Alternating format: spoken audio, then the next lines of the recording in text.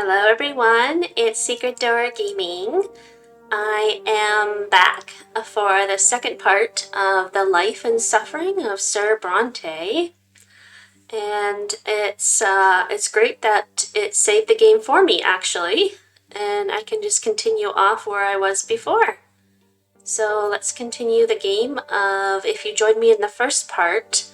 And if you're joining him in this part for the first time and you don't know what's going on, we are living the life of Sir Brante. We named him Michael. And this is a game where you choose the decisions to change the life of this medieval kind of fantasy individual who lives in a very awful time, and you can change his life, his fortune, his future, his outcomes, everything he does just by his decisions. And you start off as a baby and you go right up into, I guess, until he's an elder. And this is just the demo version. And I downloaded it on Steam, which I will put the link down below for anyone interested in wanting to play this game or even buy the full version. The full version has him going right up to his elder, and I believe that the demo only goes up to his adolescent. It's part 1 and part 2, or chapter 1 and chapter 2, and that's all you get with the demo.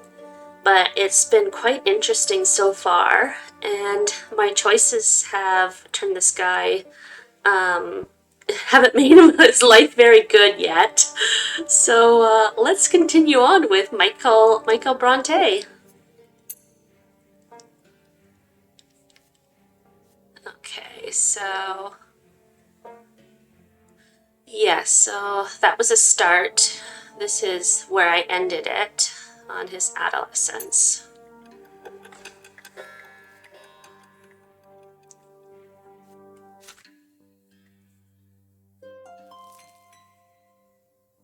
You've lived in this world for 8 years now. As you grow older, life grows more complex. The world of your childhood was limited to your house and family, but now that realm is expanding. It also includes your neighborhood, the nearby houses, the streets of the ancient city of Anazot. A question now looms over you, growing more pressing with each passing year. What will your place be in this vast outside world? Few people in the blessed Arcanian Empire trouble themselves with this question. It's not within a man or woman's power to choose. Their destiny is predetermined by their birth and those who bore them. I am sorry if you hear my cat in the background. He is extremely... he's quite unruly, and he's just zooming around my house right now. And I might have to shut the door because he's quite bothersome. And yet your peculiar, as much as I love him, and yet your peculiar birth has granted you a choice. Your father is a man of nobility, a worthy example in matters of duty and honor. Your mother is a commoner of lowly estate, humility and patience made flesh. And your sky is ablaze day and night with the light of the shining pillar, the beacon of the clergy. Your back bears the mark of the lash. Will you accept the drudgery and suffering? Okay, so yeah, we are in this land, or this strange fantasy land. There are only 2 paths. One is the commoner's path, which is a life of horrible misery and suffering. You take, as you grow up, you take this thing called the sacrament, if you didn't join me in part 1. And basically the sacrament is for noble and commoners. And if you're a commoner, unfortunately born a commoner, you get a lash. You get flogged, basically. And if you were born a noble, a true nobleman, you get to kiss the sword. So unfortunately, since I am half noble and half commoner, they choose me as being a commoner, and I got lashed for that and flogged. Your back bears the mark of the lash. Will you accept the drudgery and suffering that is the lot of the lowborn for your entire life? Or will you follow in the footsteps of your father and your father's father and fight for the right to serve the empire as a noble of the mantle? I know I want to be king. Perhaps you will follow the twin god's word and offer spiritual guidance to others. The answer lies out there in the vast, terrifying world. What awaits you beyond the walls of your home? Don't you look at me like that. It's just my cat. Your world grows, the neighborhood, the houses nearby, the streets of the ancient city of Anazot. Will you accept the suffering that is the lot of the lowborn for your entire life? Oh, I just read this, sorry. So, events that can happen to the Brante family in this chapter. A glorious secret. Oh, secret society. Stefan's disgrace. Forbidden love. Oh yeah, Stefan, my brother, he is not a nice person. You join the blood tide of the Brante family. Your younger brother Nathan Brante receives a spiritual admonition from you.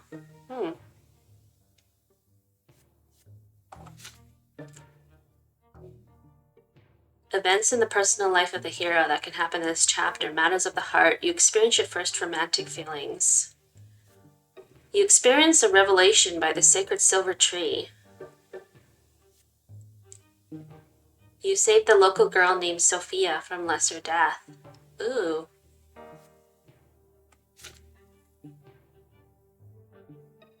Nobility, ingenuity, and spirituality.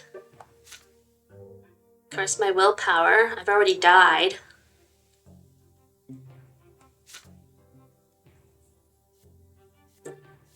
Okay, so some new things have opened up for me that weren't there before.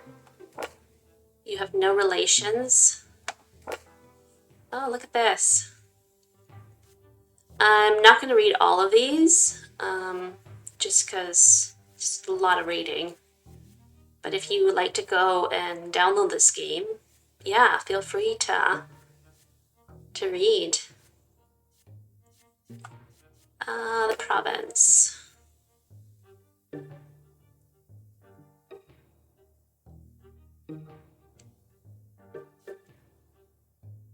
Archduke of Megre, supreme lord of the province of your birth, known for being obstinate and despotic, notorious even among the Arcanians. Okay. Oh, we definitely want to overthrow him. Patriarch. He was the first to defy the laws established in the teachings of Asiatus. He encouraged people to find the twin gods within and says that everyone is equal in the twins' eyes. Well, he seems like a good guy.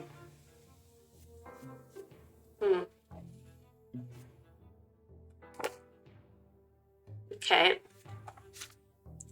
Let's continue. Let's see what bad choices we make. I always get the bad endings. I'm really trying this time. So I'm just drinking my coffee. I'm really trying this time to get good endings. The boy down the street. The family expects more and more of you as you grow up. The teachers and tutors hired by your father keep you on your toes all the time. Your life these days is dedicated to studying for your future. For the future of the Brante family.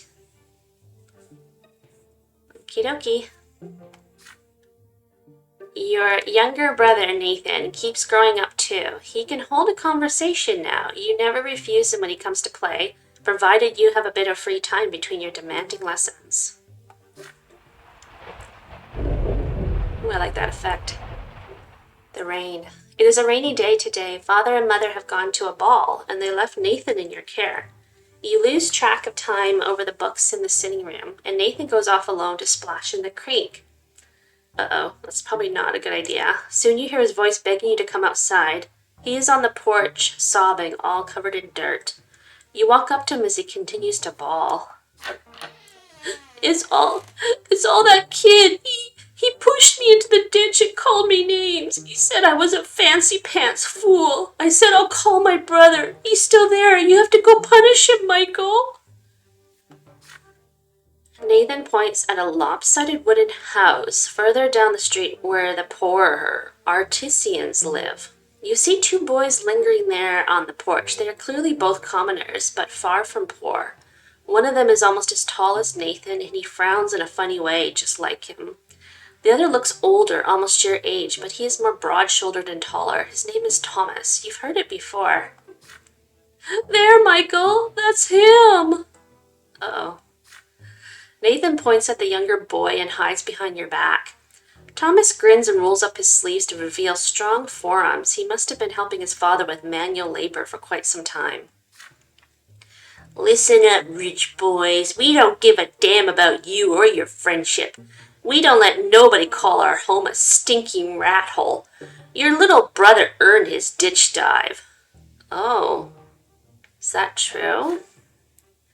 Maybe next time he'll dress normal and stop picking fights with people who can throw him in the mud. Your hands clench into fists before you react.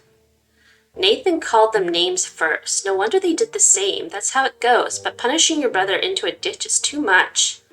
Thomas stands tall and confident. He sees no threat in you. You are about to get ready for a fight when you feel a tug on your sleeve. You turn your head to see Nathan, the one who started the whole mess. Well, I'm definitely not smart enough to listen to my brother.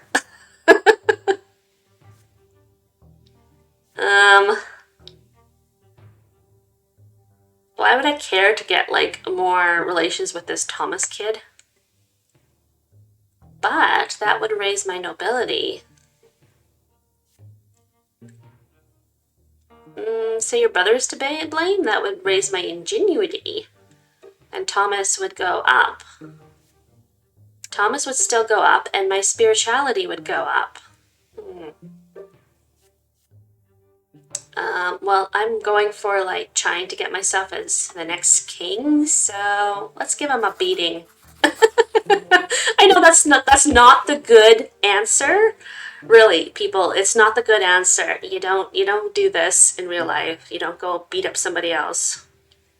I should have chose, if this was real life, I would have chose the other ones, obviously, and tried to resolve it peacefully. The bold-faced bully is taller and clearly stronger, but nobody talks to you like that. You leap at Thomas and start tearing at him. He jumps backwards, surprised by your assault. It takes him a moment to compose himself, but now he is ready. You're going to get the beating of your life.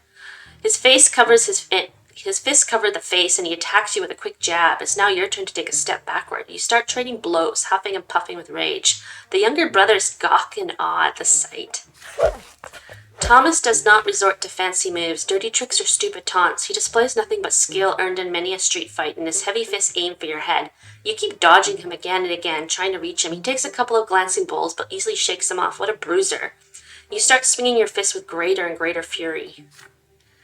Your heart is pounding like a hammer. You see nothing but the foe in front of you. How much longer will this take? You're worn out. Your breath grows ragged and your muscles grow heavy. But there is no way you can give up now. Nathan is watching you. Desperate and out of options, you swing and punch Thomas square in the nose, and immediately his fists smack you in the temple. The blow rings through your head like a bell and blinds you for a moment. The world swims before your eyes. You clutch at your head to get your bearings. Thomas is standing in front of you, blood dripping from his nose. You no longer want to fight it out, and it seems your opponent would rather end it too. But you keep standing there eyeing each other angrily. Then suddenly you hear an angry shout right next to you. An enraged man in a craftsman apron is shaking his fist. Thomas's face contorts in terror right away. It's my father! Run! Excuse me. The punishment for fighting is flogging, and the more prospect of that makes you run like the wind. Thomas sprints in front of you. You dash across the rotten wooden planks of the back alley, up and over a lopsided fence, across a giant puddle in one leap, and then forward into the tall grass. You hide there and stay quiet. You hear no sounds of pursuit. You exchange glances with Thomas and start laughing. His laughter is loud and infectious, but soon it cuts it short and it grows sadder. I'll get flogged anyways. My dad's always quick to give me a beating. And then he'll start nagging me about the lots and the prayers for days like he always does. Why do I always get myself mixed up in this stuff? But fighting's the only way to prove you're worth anything, right? The adults didn't see you fighting, you tell him, so all you have to do now is convince them you weren't. Nosebleeds happen, right? Mother gets nosebleeds all the time. Well, we could try it. Let's hope our little brothers don't tell on us. I'll talk to mine. There's a scratch on your head. Don't let them see it. Good thing I didn't hit you in the face. There, good as new. Good, I made a friend. You assure him that Nathan will never tell, and in return you'll make sure he behaves himself so he won't get tossed into a ditch again. With that, you shake hands with Thomas. His handshake is as strong as you would expect based on his fists. You make your way out of the tall grass. You need to leave before Thomas's father goes to your family and complains about you breaking your lot. You come to a realization on the way back. You had no idea the place where you were hiding even existed. Excuse me, sorry. Just drinking my tea. Thomas smiles in excitement when he hears this. Oh, I know lots of places like that. I'll tell you what, if we get out of this mess today, I'll show you the way to the old wall. It's a perfect place to build forts. I dragged a bunch of wooden planks there. Too bad it's no fun to build all alone. My brother never helps. He just gets in the way. You emerge from the muddy back alleys, united by a secret only two of you know. It seems you made a friend today. Yeah, he's going to be important probably in my rise to commander. Maybe he'll be my second guard in command. Or my bodyguard. Ooh, I could use a bodyguard. Your childhood friend. He lives on the same street, born to a family of humble artisans. His dream is to change his lot, get a military education. Yeah, I was right, and earn the right to a sword. He intends to join the Imperial Legion. Well, he might save my life, maybe, or I might save his. It's probably the other way around. He'll probably die a tragic death saving my life. That's how these things always go. You emerge from the muddy back alleys, united by a secret... Oh, sorry, I keep reading these. My nobility went out, which is great. Represents how noble your thoughts and deeds are in the pursuit of the honorable ideals of the nobleman. It affects your chance of becoming a noble of the mantle and future skills that are crucial for the noble estate. That's what I'm working for. So actually it turned into a good thing. You have made a friend. When before I was friendless.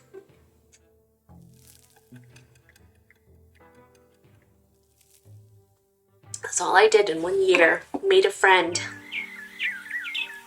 Riders on the road. It is blistering hot today, even for the sun-parched land of Magrai. I wonder if this is kind of like Spain or something, it's kind of Mediterranean. As soon as you are done with your studies, you dash outdoors and out of the stuffy room. You and Thomas roll up your shirt sleeves and it barely helps. You would gladly go shirtless had you only been in the company of other boys. But there are 3 girls in the yard today. They are doing the laundry in a big wash tub, whispering and giggling. If you could, you would gladly keep watching one of them at work. Ooh. She has big eyes of deep blue. Her dark hair is braided and her plain gray dress is mended and patched all over. Her name is Sophia. Oh, I guess this is the part where I can try to save this young lady. She throws, if I'm smart enough. I don't know, I'm kind of dim-witted. Or it won't let me in certain areas do things that are right. She throws her head back a little when she laughs. The rays of the sun are reflected in her eyes. You, Thomas, and the other boys keep telling silly stories, anything to make her laugh. You sure love telling tall tales, Michael. Oh, I remember this one time. Well, I don't know. She's not as pretty as my sister. She even has an old face, kind of. But it could be just the graphics, illustrations. They are nice, though. But when Sophia hears a voice calling her home, she nods to you and runs across the street smiling. Her light steps carry her forward, but her eyes are looking elsewhere. But then a stone on the road catches her foot. She stumbles and falls flat into the dust. Uh-oh. The street starts shaking from the thundering of hooves. Riders appear on the road from around the corner.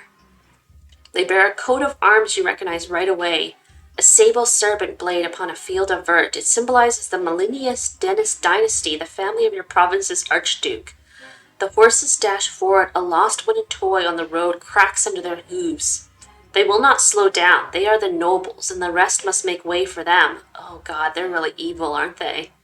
That they would kill a young girl. They would just ride right over her. That's just so evil. Sophia is in their way, just now starting to get back on her feet. Her mother is crying for her desperately from behind the fenced door. You freeze in terror. The riders surely see the girl. Are they going to stop? Or are they going to trample her? In only a few moments, the beautiful girl will be toppled, trampled, and crushed. Sophia died her first death. Shield Sophia. You rush them blinded by hope, determined to stop the... Oh yeah, now I die again. But look how much it raises everything except my willpower. Everything is raised. And that does nothing, and yet I die my second death. Okay, well, I'll die my second death. Let's die my second death. Because I'm only playing the demo anyways. I might as well die a second death. You throw yourself blindly into the road, swinging your arms wildly, dazed by the sound of thundering hooves. You can see nothing in the dust. For a brief moment, the horses slow down, just long enough for Sophie to get back on her feet and flee to the roadside, but then the riders dig their spurs in. Dozens of hooves knock you off your feet and roll across your body. Your bones crack, break, and crumble. Your ears are ripped apart by the thundering rhythm of the ride. Your innards are pulverized. The last thing you remember is the sound of your own skull caving in. God, they're pretty evil, aren't they, people? These nobles are just like scum. Impenetrable darkness surrounds you. You stand alone, bare to your very essence. It paralyzes you. Second death. I'm like a cat, you know? Just get back to 9 lives, except I only have 4 lives. You have an urge to cover yourself, to hide. No one should see you so vulnerable, but you cannot conceal the truth in this place. You are bathed in an unbearably bright light. It has no hint of warmth in it. It is blinding. It leaves no shadows in the entire world. It is the light of the shining pillar itself. In this radiance, you can clearly see all your thoughts and doubts, your errors and transgressions, the contradictions that have permeated you since birth. They cover you from head to toe like rough gray tatters, but they melt away in this light. You are naked. You feel liberated and whole. It is as though all the wounds and cracks in your soul have been healed, making it the way it should be. It is as though the scales have fallen from your eyes. You see the true shapes of things now. These are the laws by which the world abides, the grand design that moves itself. You tread a path that is barely visible in the blinding light, giving shape to everything. In this light, you see the infinite complexity of the world, from the tiniest leaf to the enormity of the empire. And this world maintains its balance by virtue of the law that was embedded in it during the act of creation. Ahead of you, 2 figures are waiting on the path. They are gigantic, much times taller than a man. The elder holds a lash, the younger a sword. The younger gazes at you sternly, coldly. You kneel obediently before him and lower your head. The god raises his sword above you. This is divine retribution. There is no law without it, nor can there be. Every action has consequences. This is what shapes the world, making its very existence possible. In this moment, beneath the gaze of the merciless God, you comprehend the law that binds the entire world together. Which manifestation of the law and will you live by? The Empire. Lot, your destiny is your own manifestation of the divine law.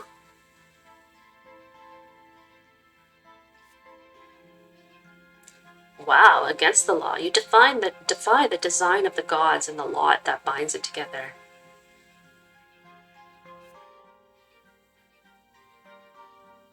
I kind of like this one. Your life's work shapes the world, and thus you influence the great law itself. The blade flashes. The younger's sword slashes through the air above your head. You do not yet deserve your final punishment. The law demands that you continue your life. Your form has not been completely destroyed, nor has that of the world. The younger extends his gigantic hand and shows you the way. You must proceed. The path leads you to the top of the crown of the silver tree, spread wide in a white gleam. The branches are closed now. It is time to descend. You are drawn downward into darkness. The shadows that have disappeared in the blinding grove creep around you and envelop you. This is to be expected. But the purity and clarity of spirit are still with you. Okay, why am I being suffering because I saved a young girl's life? That should be like something better. Something is forcing your throat open. Air scratches you on the inside. Your soul is filled with struggle again with the contradictions from which the fabric of this world and you yourself are woven. The divine light that gave you clarity is fading away with each passing moment. You have to open your eyes. Above you is the dark ceiling of the crypt. You are reborn. Well, died again. Then you can feel again. You sense your body, head, arms, and legs. The light fades around you, obedient before a will that is stronger than you. You return to the world. Such is the law of the twins. You will return to the world until the time of your true death. And in this world you will have a body with which to feel pain, suffering, and pleasure. You smell a sickly, moist odor. You open your eyes and see the figures of mother and father in the gloom of the family crypt speaking to each other quietly. They stop as soon as they hear you gasp. Mother runs to you and locks you in an embrace as father wraps you in his cloak. Neither of them says a word as they lead you out of the surface and back home. You've met a terrible end, my son. You were trampled by those horses. Don't be so careless ever again. The lives you were granted by the twin gods are not to be wasted so recklessly. What? I saved a young girl. You would be punished for this, but the twins have already meted out their punishment. What? That does not make any sense. Like, the gods should be like, thank you for saving this young girl's life. I don't understand this. I really don't.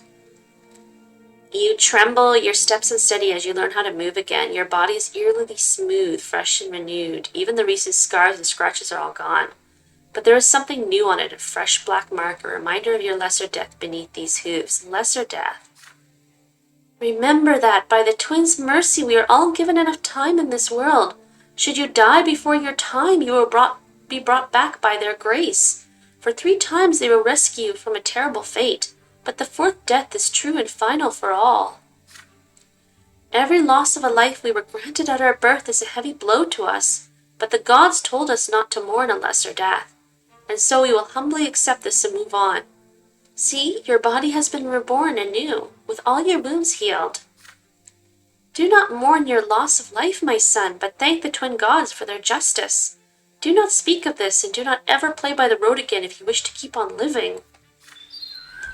You cautiously go back outside the next day. Children from the neighborhood surround you. They all saw you got trampled. And now they all ask you the same question. What was it like to die? Thomas rescues you from their pestering. He pushes the motley crew aside, hugs you, and pats you on the back. Look at you, buddy. You gave an entire life to keep a girl safe. Then you see Sophia. She is standing nearby, shyly working up the courage to walk over to you. Soon she finally approaches you and begins speaking rapidly. Michael, why did you throw yourself in front of those horses? My life isn't worth any more than yours. So why did you think that? You weren't supposed to die there. It was all those riders' faults. They deserved to die, not you. Her voice rises to a shriek. She suddenly stops and runs back home. You stay where you are, watching her run, the golden rays of the sun dancing in her braided hair. Oh. My willpower's gone up. I've died twice. Oh, man. I only have 1 more life. Uh-oh. That's probably not a good idea. Like, I'm probably gonna die on the battlefield. Probably shouldn't have wasted that life. But she's probably gonna be my true love. Oh, wait, I don't get that far in this game.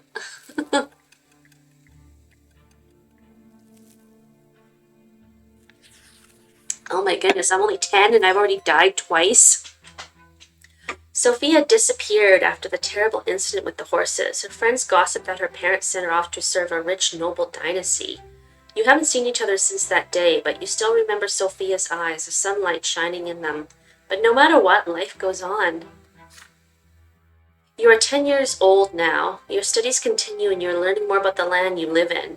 Anazat is an ancient city in an imperial province by the name of Magra. All soil in Magra was turned to ash eons ago, scorched by magic during the rebellion of Duke Jar Melindius.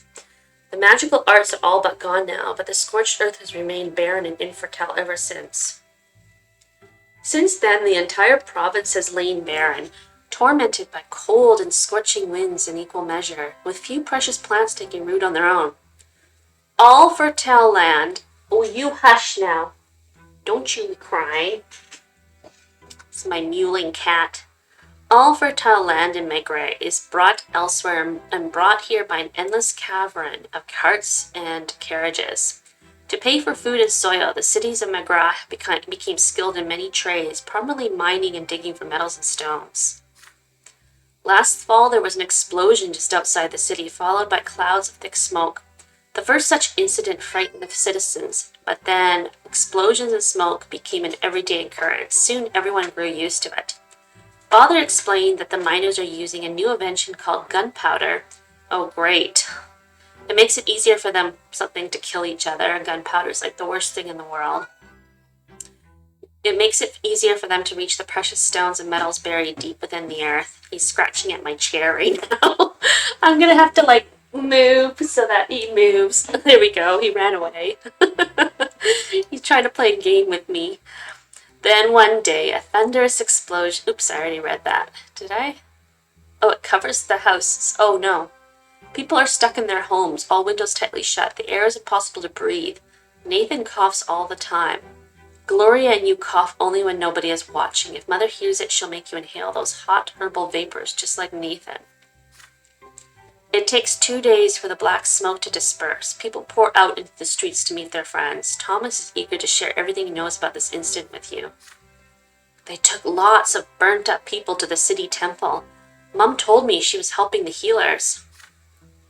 There are many rumors. Some claim it was the work of a beast stirred from its slumber, while others say it's the surviving witches that continue to threaten the order and the empire with their accursed powers. But as for you, you patiently wait for Father to come back home, and then you'll ask him about it. Father spends day and night working at the prefecture, while Mother spends all her time in prayer. It takes a full week for Father to finally come home, and he is almost completely spent. You muster enough courage during dinner to ask him what happened outside the city. Father raises his head, his face a bleak, weary mask, and starts muttering his proclamation. It's almost as if he doesn't see you. It's the mine outside the city. They were trying to get a vein of ore. There was an explosion. The mine caved in, and the black smoke started flowing. Many workers died there. It was all because Count Alverlesco, who owns the mines, wanted them to start mining that vein before they were ready. Some of the workers weren't even reborn. Perhaps even the twins thought their final time had come. The prefecture had been inundated with complaints from families that had lost their breadwinners, asking the judges for help. Many people also lost their cattle to the black smoke. Count Alvalesco blames gunpowder for the disaster. The prefecture and the newspapers just repeat whatever he says, but it's a plain old greed and tyranny of noblemen that are to blame. Why is the welfare of our province always paid for with commoner lives? Then, without warning, he grows silent again. You keep thinking about it for days. Can a human life really end so easily? A single moment of bad luck. Maybe it's because people have 4 deaths, and that's why they have so little care for the life of somebody. A single moment of bad luck and you die, only to reemerge from the temple or the family crypt with a new black mark on your arm. Or worse, you remain where you fell, dead, never to be reborn again, ever. Oh. It's gone down. People are getting angry. Stefan's arrival. During lunch, Father tells you to stay home in the evening and prepare to meet some important guests. Your elder brother Stefan will return home by dinner tonight. Joining him will be your grandfather, Sir Brante, as well as a noble friend of the family. You are excited about your brother's return. It has been years since you last saw him. How has he changed during his years away from home? Well, I don't think he's changed very well. He's not a very good person. When last he left the household, he was not a very nice person at all. Okay. You and Father await the guests anxiously. The doorbell rings. 3 people are standing outside. Grandfather is the first to come in. He's not a very nice person either. Grandfather is very evil and wicked, if you didn't see that first part.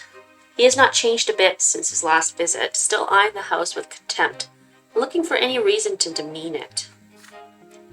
Grandfather is followed by a stately young man dressed in a jacket embroidered in silver, whom you barely recognize as your brother. Ooh, he's ugly. He looks ugly. He looks like mean and nasty. His whole demeanor looks mean and nasty.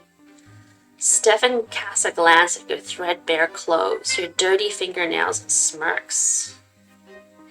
Why couldn't I clean myself up? Do I have to, leave myself so dirty? The last to enter the house is a personable gentleman with a worn-out, wrinkled face. You've heard a lot about this man from father and grandfather.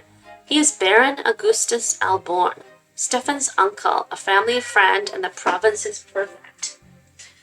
Which means that he is the head judge and thus father superior. Oh, he's the elder brother of your dad.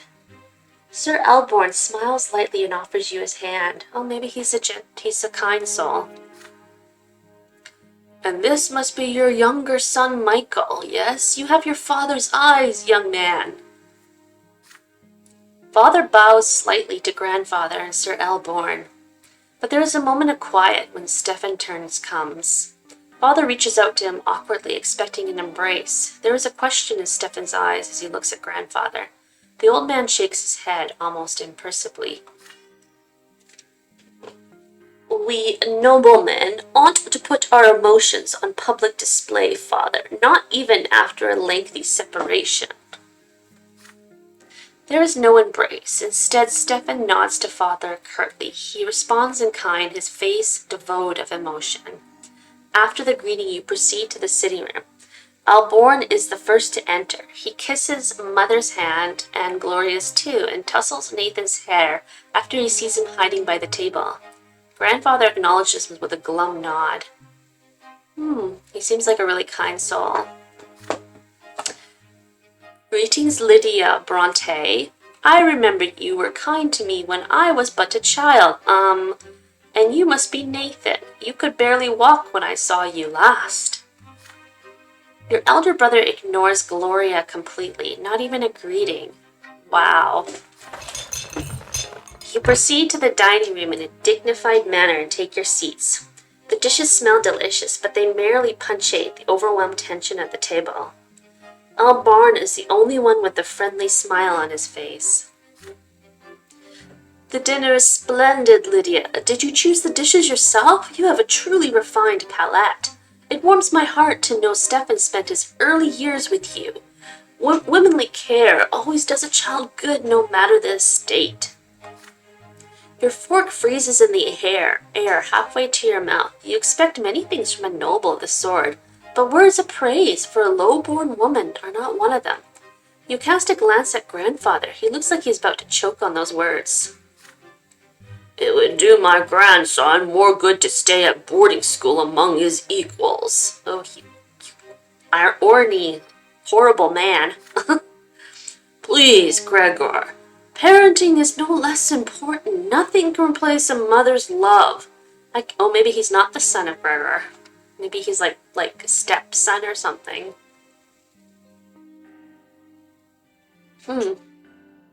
I cannot deny it. It saddens me greatly that my late sister could not be there to raise Stefan. But there was still, he's the brother of the woman that used to be married to your dad. But there was still a family for him, and he was surrounded by love. How could that be bad? So he has no fear of Gregor. Oh, he's a brother, of Amelia Alborn, your father's first wife. So he's actually higher than I think he's higher than Gregor. Because he's the supreme judge, so he has no he doesn't care what he says to Gregor. And besides, his father was by his side all the while. A father's example is always the best after all. Robert earned the judge's rank the same way you did. Your grandson will surely follow in your footsteps. And who knows, perhaps even the younger men of the Brante family will contribute to the... You clumsy glow-born cretin! Everybody is startled by this sudden outburst. Grandfather's face turns red. He is glaring at a young lady servant holding a pitcher over a glass. Stefan is sitting right next to her, dabbing a napkin on a fresh stain on his jacket. Be gone this instant. The lady servant runs away, leaving the pitcher on a small table by the door. After a quiet moment, Alborn smiles again. I like this guy. Maybe he can help me. It appears the servants have left us, yet dinner is far from over. Worry not, uncle. There are enough commoners at this table to keep us served with food and drink. Ugh. You are a little bugger. I would just like to take you over my lap and give you a good spanking. Stefan glares at Gloria across the table. She's sitting right next to you. She shrinks down and hunches over under his gaze. Father furrows his brows. Mother covers her mouth with trembling hands. Grandfather sneers. Stefan's gaze does not move. The silence lasts far too long. Then she starts to rise from her chair. If the Brante gentlemen so wish it. Your hands clench into fists under the table. How can he bring himself to humiliate his own family, his own mother and sister like this? It's all grandfather's doing. Stefan could not even bring himself to embrace father without his permission. And yet they are noblemen and they have the right to act this way. Is there any way this dinner can become even more unbearable? You do not want to see it.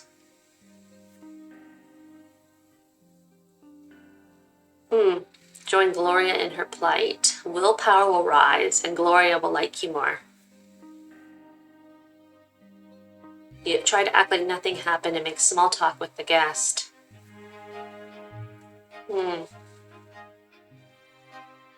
Alright, I'm gonna insult my brother. Bad blood. Well, he's a little jerk, so he deserves it. You grab Gloria by the arm and keep her seated. Stefan turns a puzzled gaze towards you. With a wiry smile, you open your mouth. Stefan, how did you have the gall to speak without Sir Gregor's permission? Surely you wouldn't even answer nature's call without his leave. Stefan looks at Grandfather, completely flabbergasted. And then chaos. Grandfather roars with fury. Father stares you down with a disappointed look on his face. Gloria tries again and again to contain her laughter. Nathan hides under the table. Sir Alborn is unsure what to do. Stefan looks like he's about to cry. Then Mother takes your hand and leads you out of the dining room. You expect to be locked in your room as usual, but instead she leads you outside to an unlit shed. I'm locking you in here for the night, son. Your presence tonight would be an insult to our noble's guests. It is time you learn the meaning of humility. Oh, you stupid woman. You do your best to fall asleep inside the shed on the cold wooden floor, anything to make this rotten day end sooner. Grandfather cries of outrage can still be heard from the house. At least I got him mad. Gloria sneaks out to the shed in the middle of the night. She calls to you from behind the wooden planks. There is gratitude in her voice. I never thought you would defy them like that. Thank you so much for standing up to them. Sir Gregor got so mad he forgot all about me, so I ran away. Sir Alborn took Stefan away with him. How are you doing in there? You're not going to freeze to death, are you? It's nothing, you tell her. You'll live. The important thing is that Grandfather and Stefan finally left her alone. You defended your sister's honor tonight. Good. He's a little jerk. He deserves it.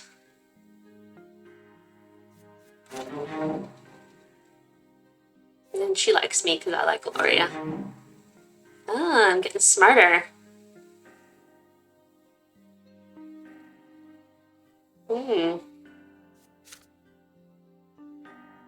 Well played. Maybe. Probably not, though. Oh. Probably did me no good. Maybe I just lost my opportunity to, get better with, Augustin.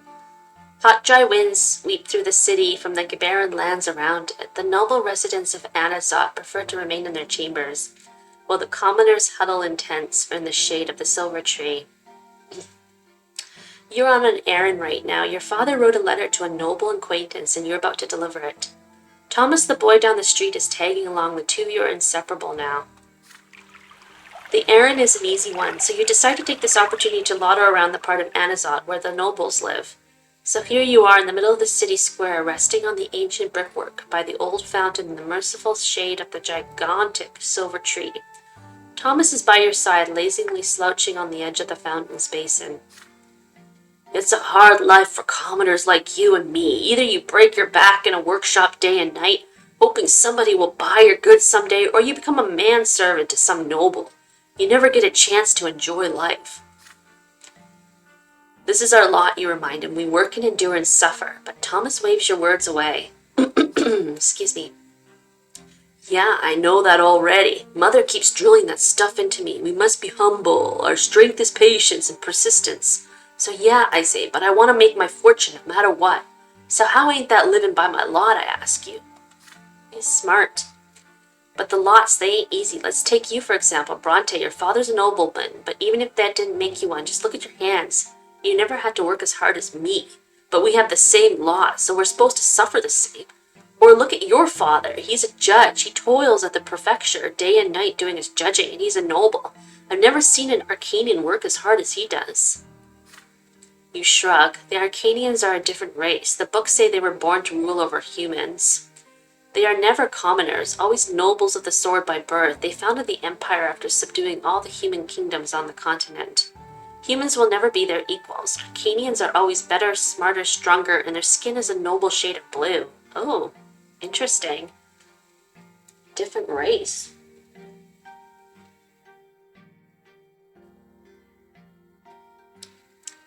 If the books are to be believed, of course, you have never seen one for yourself.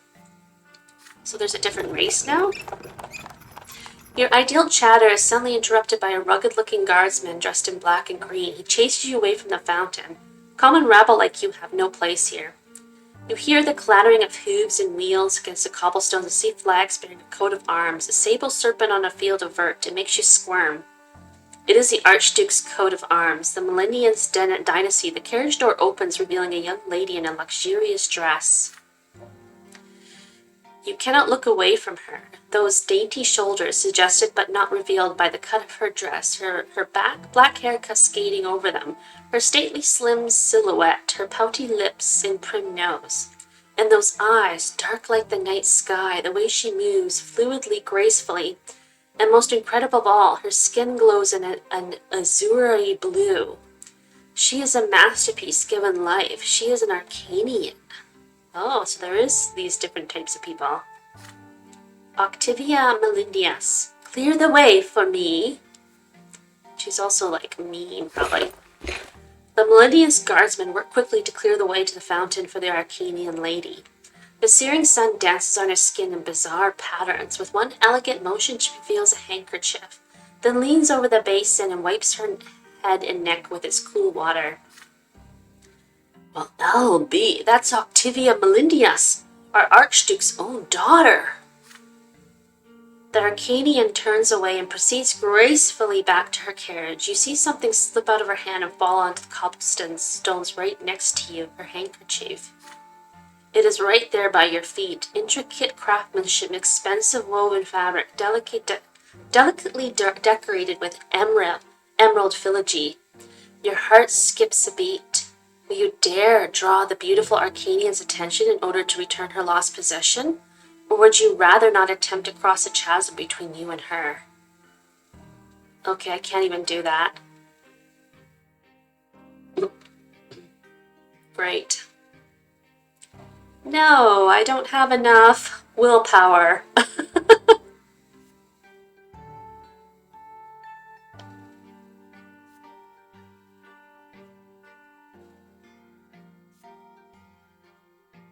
Sell the trophy.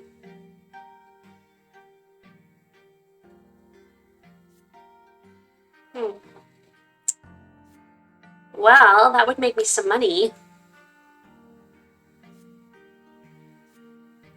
And I'm not brave enough to... matters of the heart, uh-oh.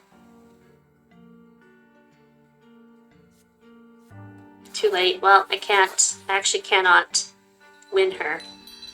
You carefully observe Lady Octavia as she leaves. Her delicate figure moves through the square like a waking dream, her elegant hands gliding through the air, her hair flowing in the light breeze. Your eyes watch all of her. She returns to the carriage, leaning on a guardsman's shoulder as she gracefully climbs back inside. The soft handkerchief feels warm in your hand. You fold it carefully, hide it in your pocket. The carriage drives away, marked by the thudding rhythm of hooves. Until that day, you associate the Millennius dynasty with nothing but indifferent cruelty. But now your breast pocket holds a proof of yet another quality. They possess beauty.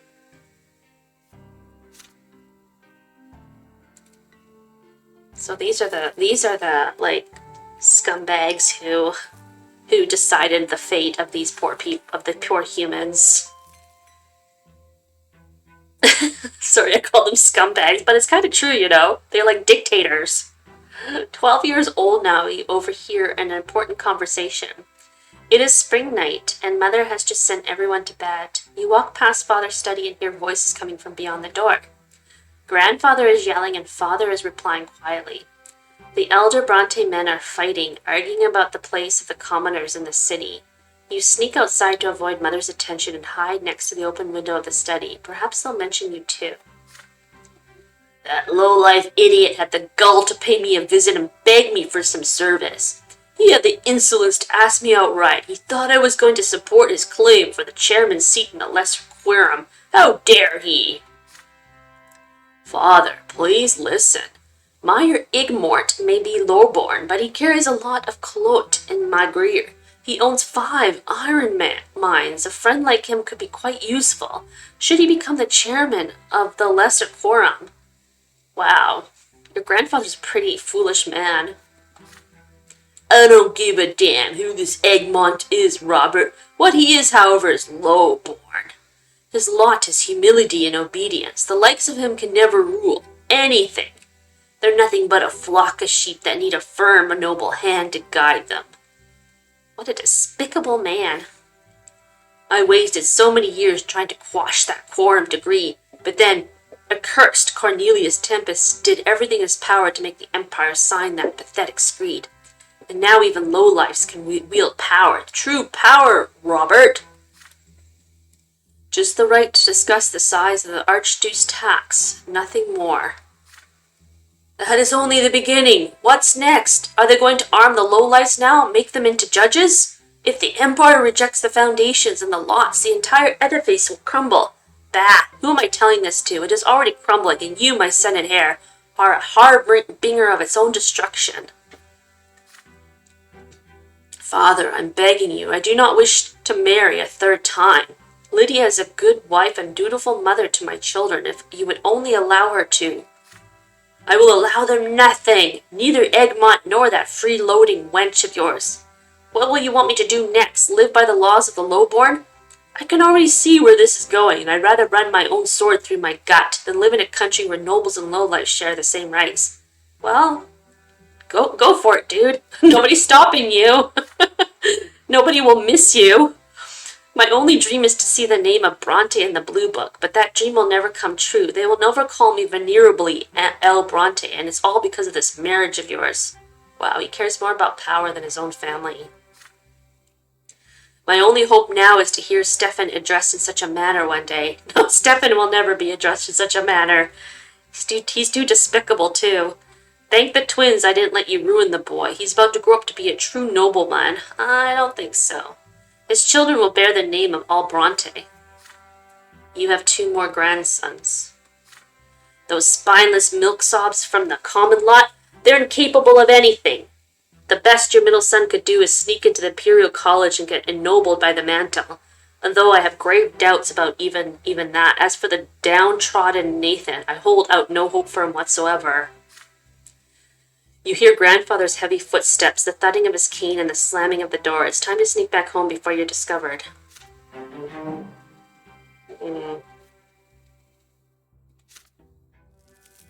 Don't know what that meant.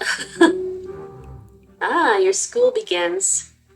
You started studying at the school of Sir Tiber and begin to master the sciences.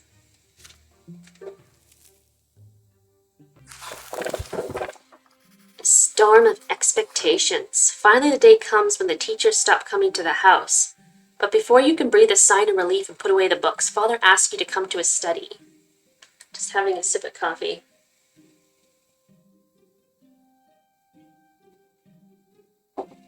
I might actually stop this part and make a part 3. As I should start my day. Robert Brante, you've grown, my son. It's time for you to continue your education away from home. I've chosen a deserving school for you. Sir Tipple's School for the children of noblemen and well-off commoners. Naturally, it is not a boarding school for nobles, so you will study there during the day and come home in the evening. Oh, that sounds lovely. You share the news with your best friend, Thomas. Sir Tibber's School, eh? Yeah, I gotta ask my parents to send me there, too, as soon as they get the coin together. Father says his workshop has toiled day and night for years to save up for my education. The school is based in an ancient estate of Arcadian design. The classrooms are tall and spacious with massive benches. The sounds of scraping quills and lectures on history and imperial law and teleology echo under the vaulted ceilings. The rules are strict, the lessons tiring. Restless Thomas keeps getting distracted, and several times he gets his hands slapped with a stick for it. Every teacher demands flawless mastery of their subject. Every day, Father asks you about your studies. You have already told him twice how Magri joined the Empire, and how the Nobles' Court of Honor is different from the Commoners' Civil Court in the city prefecture. But Father keeps pressuring you to work even harder. When it is time to go to bed, Mother will not let you go to sleep until you recite a newly learned prayer for her. Oh my goodness. She's like becoming like really, like treating you like not very nice. Oh, and when it's time to go to school, you promise her every day that you will behave with great humility and steer clear of insolent behavior of any kind, for you still live by the commoner's lot, and that lot is hard work and suffering. Your first month in school draws to a close, and the teachers announce that there will be exams at the end of the month to determine the best and worst students in each subject. Oh, you are so... You're so unruly, you know that? You're an unruly kitty cat. I give you so much attention. Can I just have this one moment? Hey, stop banging on there. He's trying to rip my door right now. You are so bad. You are such a naughty boy. You are a naughty boy. Sorry, everyone. Oh, it's a unruly kitty cat. He's too spoiled. Father insists that you devote all your spare time to studying law and history if you wish to follow in his footsteps. But when you speak to Mother every day, you start considering theology. You still remember the revelations and divine visions that came to you in your earliest years. No, I want to be a warrior. You have only one more day until the exam. You have locked yourself away in your room, and it's already getting late. Your desk is covered with handwritten notes surrounded by leather-bound books. Just looking at them makes you queasy, but you have to read through all of them again, at least for one of your subjects.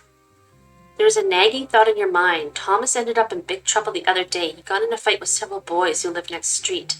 They heard about your wooden fortress and got in an outrage by the fortification built by commoners. They swore to dismantle it tonight. Thomas swore he would defend the fortress until the end. Perhaps you should abandon the books to rescue the friend in need? No. Perhaps you should not, because that would only end up in your third death. But then you hear your little brother Nathan knocking at the door. He stands there shyly, not saying a word. Hey, stop chewing on my plants. You're just a naughty boy. You want to sit with me? Come here. Let me sit with Mom.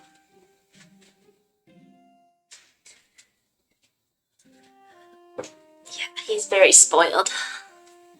He often does that, standing still and staying speechless until either you speak first or he runs away. But this time he actually says something. The door is locked. Are you okay, Michael? Is there anything I can do to help? Your head is spinning. This is the last evening before the school exam. If you fail, your family will be very disappointed. You have to refresh your memory on law or theology, either one or the other. But Thomas and your fort are about to be stormed. Why today of all days? You grind your teeth in rage at the thought. Nathan is by the door. Try not to bother you. He wants to help you the only way he can, for reasons known only to him. Will you accept his help? No. You put everything away? Study theology? Thomas goes up. Focus on law and history. Let's focus on law and history.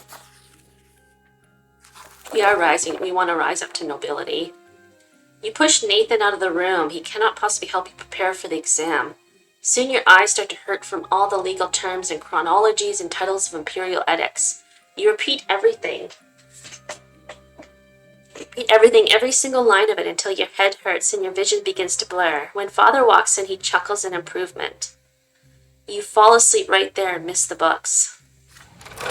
The morning comes, you barely have the time to wake up before you are walking to the menacing edifice of the school. Time for law. All the students sit still, glued to their benches in terror. The teacher's voice singles you out. If a commoner insults a nobleman's honor, how ought he to be dealt with according to imperial law? Bring the commoner to the prefecture where the judge will sentence him to corporal punishment. And what if a noble takes a commoner's life by negligence or whim? The noble is fined by the provincial authorities. Surprising even yourself, you give the correct answers to these questions and the many more that follow. The next subject is the history of the blessed Arcanian Empire. You masterfully recount the history of every province as they merge with the empire, from Monia to Magri. Then you recite the names of every tempest who has ruled the empire. You conquer every question the teacher asks you without confusing a single date. You get the highest grade in law and history and an average grade in theology. You relay the teacher's praise to Father over dinner. He smiles, pleased with you. Well done, my son. I can see how hard you have been working. Keep at it and you will be among the Empire's greatest servants. I am proud of you. Well, I got my father's blessings. That's all that matters. I'm honorable. That's good, right? Kind of want to be a warrior, though, but I guess if I ran off with Thomas, I would become more the warrior. But now I'm going to more like the studying, becoming more of a nobleman. Your education continues. As you study imperial law, you come to realize that there is a certain hierarchy even within the noble estate. It seems your father's status is not quite equal to that of the more eminent human and Arcanian gentry. You return home with this new information at your disposal. Father asks you about school after dinner, as he always does. And what is the difference between nobles of the mantle and those of the sword, Michael? You already have an answer ready. The latter status is hereditary, meaning that it is passed down from father to son. After the Arcanians, nobles of the sword are the most eminent humans in the empire. Oh my goodness, there's so much reading to this. This is like a book. They own land and estates, they fill offices of the highest ranks, and the names of their bloodlines are preserved within the Great Blue Book. Interesting. So we can never be higher than the Arcanians, who are some kind of like alien creature. Or maybe they're mutated, or maybe they are diseased, which makes them blue. Maybe something is corrupted after all. Interesting. It's kind of interesting, actually. Nobility of the sword can only be granted only by the overseer of the province or the empire himself. And how are such eminent people addressed? With the honorific L before their last name, you respond. Sir Augustin Alborn, for example. Father pats you on the shoulder, clearly pleased. And what about the Arcanians and their status? What have you learned about them? The Arcanians stand above all human gentry. They are born to rule over humans regardless of their titles. No L is required when addressing them. They need no honorifics, for the names of their ancient dynasties are known to all. They sound like horrible people. Or not even people, they're like dictators. Father nods soberly. Yes, we can never be their equals. Do whatever an Arcanian tells you and never defy them, ever. Well, that's just wrong on so many levels. There's more humans than Arcanians. Why don't the humans rise up? And what about grandfather and me? Where do we stand as nobles? That is easy. Father and grandfather are nobles of the mantle. This title cannot be inherited, but it can be earned by any commoner as a reward for great service to the empire, in the legion or as a civil servant. Father suddenly grows quiet and looks at you in the eye intently. Yes, and someday you will earn a noble title too, son, all in due time. But I want to be a warrior, Papa. I want to fight. Sir Tibber's school. I want to overthrow these Arcanian dictators. These tyrants. Sir Tibber's school teaches, but I think I chose the wrong path. I should have gone after Thomas if I wanted to be the warrior. Teaches children of all stripes. Nobles of the mantle and low-born parents can send their sons here, and every passing day the children of noblemen invent new ways to snub and bully the commoners. Most of the time, the bully leading them is Diederik, the son of the secretary for the imperial chancellor and a self-important slob. The sons of noblemen never pick on you, however. They know that your father has been ennobled by the mantle. However, Diederik and his retinue soon choose Thomas as their favorite victim. Time and time again, you ask your friend not to pay them any mind, but again and again, Thomas grows angry and snaps at their self-satisfied mockery. It is early morning. The students are busy flocking to the classroom for the next lesson. You wave Thomas over when you see him. He waves back at you, and then a bucket full of slop splashes on him. Needless to say, it is the work of Diederik and his entourage. You hear his familiar cranky laughter. The tailor's son stings. How dare he sit next to decent folk? Thomas clenches his fists. Uh-oh. You're dead, Diederik. He throws himself at Diederik's haughty entourage like a soldier ready to wage war. He attacks them first. It's just what they expect, and they are free to retaliate. He barely makes one movement before 4 pairs of hands grab him at once. Diederik sneers and kicks your friend in the belly. Thomas gasps for air and starts coughing. You stand between them as Diederik readies another kick. The nobleman's son cocks an eyebrow. Why do you mingle with commoners, he asks. Your father is a noble of the mantle. You ought to be friends with your own kind, your equals, not the dirt beneath your feet.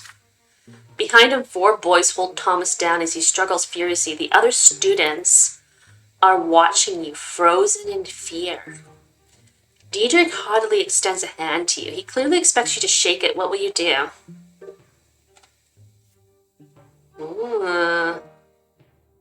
My nobility goes up.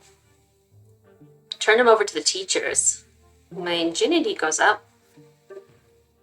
Admonish the children of parents who have been ennobled by the still by the shake. Thomas goes down. Robert Brante goes up. Reputation goes up of the family. I'm not going to lose my friend. My dad goes up. My reputation goes up. But I'm not a scumbag. So let's challenge. You do not shake his hand. Instead, you challenge Diederik to display at least some dignity by fighting you one-on-one. That's it, if he considers himself a nobleman's son, of course. Diederik's face grows serious. There is no way for him to refuse this challenge in public. Diederik makes a sign, and Thomas is released and pushed to the floor. He gets back on his feet, cursing and itching to rush at them again, but you hold your friend back. The teacher of Imperial Law comes in the room just in time. Everybody immediately returns to their seats. A day full of lessons begins. You keep daydreaming of Diederik's face and how you're going to put an end to that nasty smile of his. Let's catch that bastard together and clean his clock. He hurt me and not you. The deal has been made. You tell your friend, this is a matter of your honor now. Thomas huffs angrily but agrees. Diederik is already waiting for you in a narrow back street by the school, his retinue by his side. You walk forward and give him an opportunity to end this dispute once and for all. This is the nobleman's way. If you win this battle, Diederik and the other children of nobles will never pick on the commoner's sons again. If he wins, you will never stand in their way and protect other students. You will fight him one-on-one. I hope I'm strong enough. I hope I did enough, lifting weights or something. Or hard labor. Diederik walks forward uncertainly. You both roll up your sleeves. You raise your fists in a fighting stance. Diederik tries to copy your... Oh, he's dead. He doesn't even know how to fight. He's like a mommy's boy. Well, he's a nobleman who's never been taught how to fight. You, on the other hand, have been in a lot of fights and deaths. Many, many deaths. Tries to copy your movements. You hit him first. Diederik does manage to land several glancing blows, but he is fighting a losing battle. He has never been in a real street fight. Thomas nods in approval. You have learned a lot from him. It does not take long for Diederik to stop fighting back. One more blow and he squeals and raises his hands. You have won. You turn to the other nobleman's sons with a victorious look on your face. No more teasing, and if anyone else says so much as one bad word about Thomas, they'll pay. Diederik's former retinue disperses silently. My nobility's gone up. To show I've got more power, more strength. Forbidden love. Oh, right. I think this was Nathan, maybe? Or no, this is Stefan, I think. Another... Oh, I so want to get him good. Sorry, I just shouldn't laugh, but I do laugh because it's, like, satisfying. Another day of school is behind you. You are now wandering your district, taking your time before going home. It is getting dark. Soon you are walking past the splendid mansion of Count Alvalesco, one of Magri's richest landlords. You hear a familiar voice from the other side of the iron fence. It is Stefan's voice. It is followed by the sound of a young lady laughing. You peek through the fence and into the mansion's garden, and indeed there you see your elder brother, dressed like he is going to meet the emperor himself. He is currently busy helping a pretty young lady out of the window. She locks him in an emotional embrace. You recognize her, Maria Alvalesco, Count Alvalesco's daughter. And as the whole city knows, she is already betrothed to another young nobleman from a far more illustrious family. Oh, Maria, I thought I would help you come down to earth from your heavenly abode, but your very touch brings me to the heavens. Oh my goodness. He picks the Count's daughter up and holds her in the air. She laughs almost imperceptibly and kisses him on the cheek. But then Stefan takes her by the chin and turns her to face him. Their lips join in a kiss. A flurry of emotion washes over you as you watch it happen. Stefan is putting the reputation of his entire family at risk. Acting so frivolously with the Count's daughter may turn the Count's influence against all of the Brantes.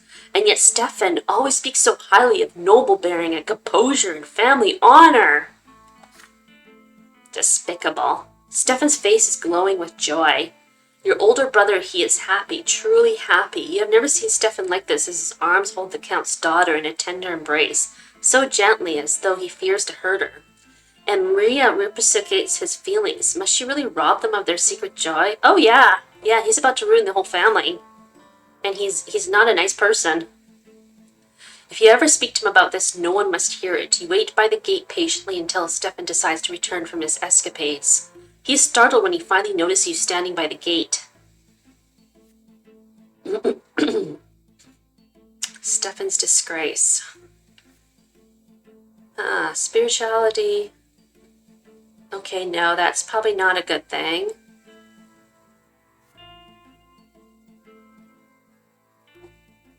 Upon the entire family. If I keep it a secret, disgrace will probably fall upon my entire family.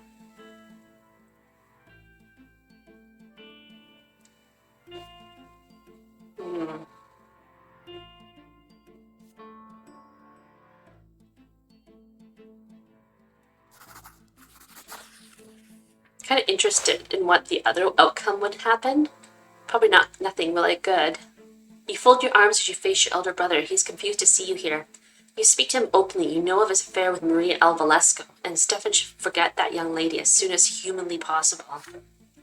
He freezes at these words. You keep talking. A noble cannot behave like this. Stefan is risking bringing shame on all the Brantes, and worse yet, he is defying his own lot in his own words. His honor, Maria's honor, the family's honor, it will all be harmed by his recklessness. How could Stefan have forgotten about this? How could he have let his emotions rule him? Why should you have to be there to remind a born noble about this? You were born a commoner. Stefan frowns, but lets you keep talking. You wait for his anger, but there is none. When you are finally done speaking, your brother stays quiet for a long moment and then sighs heavily. Yes, indeed, you're right. I lost control of myself. Maria, I am a madman in her presence. I forget the world when I'm with her, and I forget my duty to my lot and my family. I will part ways with Lady Alvalesco and offer my apologies to her father. My brother, thank you. You reminded me of who I am. From that day on, Stefan stops going out at night. His attitude towards you has changed too. He now looks at you with respect, as if he has finally come to see you as an equal. Even in his anger, he is now quick to recall your brave decision and stop himself. My nobility has gone up. I'm actually going to maybe play this myself and see what happens if I choose the other one.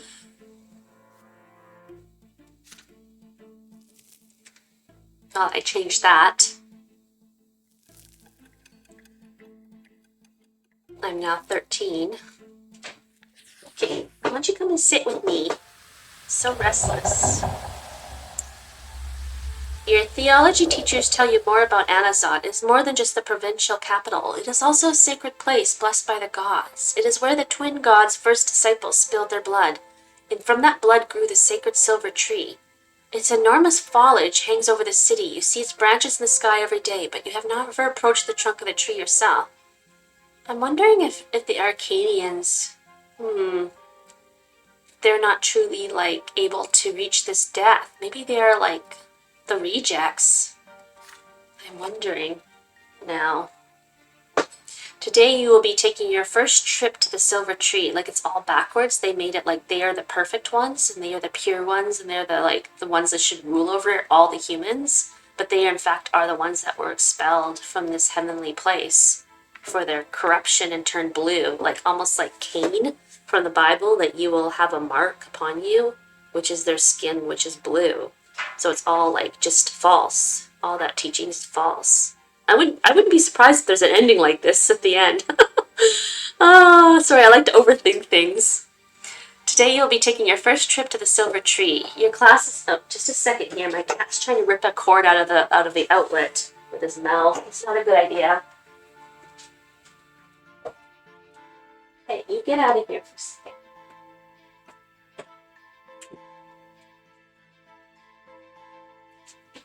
I had to shut the door. I'm sorry for all these disruptions, folks. Your class is visiting a service in the great temple by the tree's very roots. Thanks to the theology teacher, you and the other students will witness this landmark of the twins' advent up close. Everybody is excited. Soon you and the other boys enter the slums surrounding the church district of Anazot. The roots are pulsating under your feet. They spread underground all throughout the area. Pathetic, crumpled hovels and filthy streets surround the trunk of the tree. They are home to paupers, day laborers, and preachers. The people of the district bow humbly to you and point you towards the temple. They seem at peace despite the abject poverty in which they live. All who live directly beneath the tree are filled with its divine grace, your teacher says. People come here to make peace with the world and their fate in it. Your class is unusually quiet. Everyone is listening to the rustling of the leaves and the underground beating of the roots. The sky above you is obscured by the tree's canopy. You find the temple of the twin gods right next to the tremendous trunk of the trees.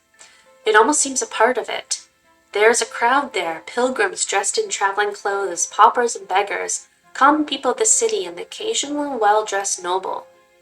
There are arguments among some people who are gathered in separate small groups. Many people are wandering around, staring upward at the tree's branches. The tree impresses you with its might and the calm emanating from it. You are filled with a desire to sit down and think of the world, to learn something about yourself, to touch the silver-white bark, and hearken to the whispering leaves. You are distracted enough to fall back from the rest of your classmates. You notice a small path that should take you right next to the trunk. A tall, red-haired woman walks out of the crowd of pilgrims. She is wearing a worn white robe. She is no longer young, but her face is youthful and covered in freckles. Her hands clutch a book. You have never seen this lady pilgrim before, yet she looks at you almost as if she has recognized a lifelong friend. She beckons to you and says her name, Matilda, a preacher from Astynia. What she says next shakes you to your very core. It is commendable to see a young man so keen to learn the teachings of the twins, she says. Yet you will never follow the light of truth within the walls of the temple. Inside you will find only the lies about the lots, the eerie words of prophet Ascetius sanctified by the passage of centuries. Yet anyone who sets out to read the accounts of the twins' own lives know that they never so much as mentioned the lots. The red-haired preacher words frighten you. They clash with everything you've heard from Mother, everything you have been taught at school. The lots are a lie? You freeze in fear. Should you argue with Matilda or ask her about more information? Or should you treat her as a madwoman and catch up with your classmates? You suddenly feel a small, warm hand grasp your own. You see a girl right next to you. She is just a little older than you, wearing a black dress. Threadbare yet almost spotless, her hair is covered by a handkerchief with only a single golden lock showing. Her brown eyes are burning with rage, her hand pulling you away from the red-haired preacher. You stare in confusion at the strange young girl, your cheeks flushed by the sudden touch. There is just a bit of color on her cheeks too, but then she starts speaking to you quickly. Jian. Don't listen to her, she's dangerous. Come to the temple with me, only there will you see the truth. You stand there, surrounded by the crowd of praying pilgrims and the sounds of shuffling feet, torn between two people you have never seen before, and each of them expects you to follow her. But all the while you hear the whisperings of the wind in the tree's branches. The branches reach out to you, almost as if the tree wishes to speak to you itself. Can you hear its voice?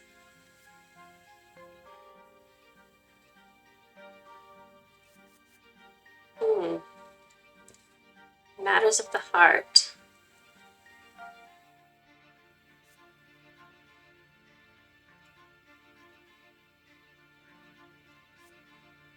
Willpower.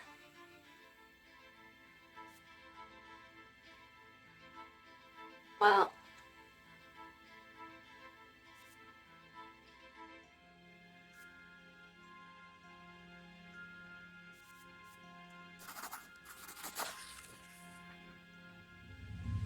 you step away from the girl in black and the woman in white, your eyes transfixed by the tremendous towering trunk of the tree. For some odd reason you recall Mother's ant farm, with the ants hard at work inside and her face as she explained its laws. It is a fleeting, distant memory, a child's realization about the workings of the world at large. At this very moment you see yourself and all the other people for the ants they are.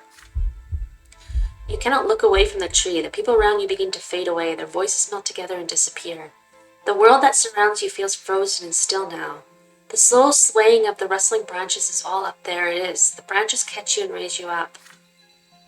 You soar in the air higher and higher along the trunk of the silver tree. The branches, the leaves, their light is blinding.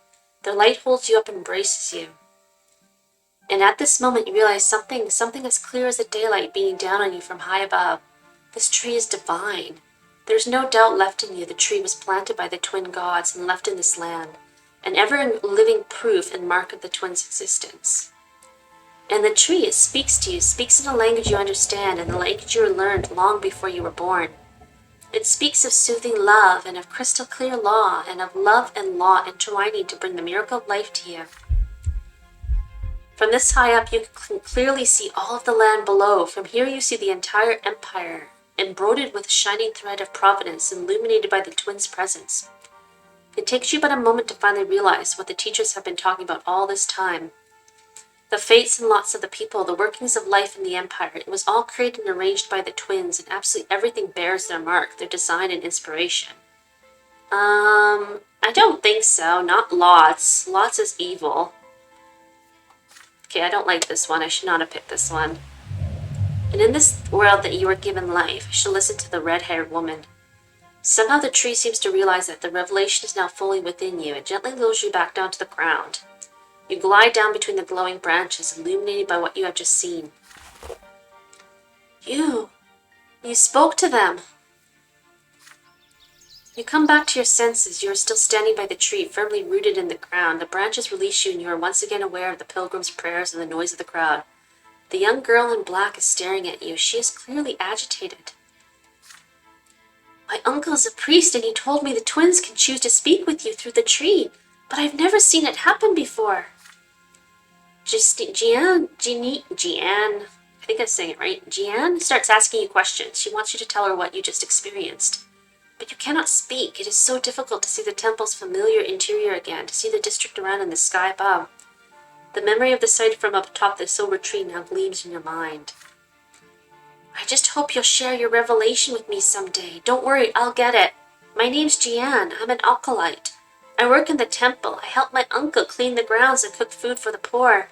And I also greet the worshippers. People come here all the time. Many are lost and they don't know where to go once they're inside. But nobody should feel lost in this place. This temple is for all the states.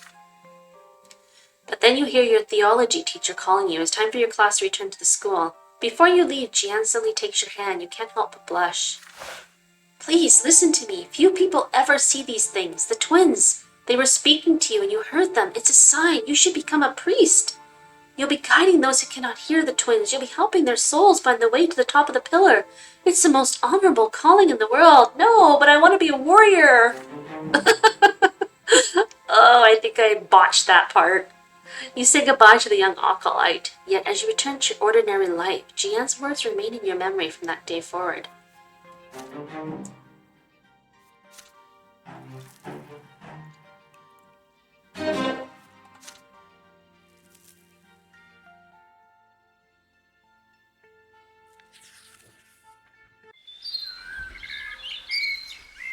Another school day has ended. You are making your way home, still mulling over the things you learned from your teachers.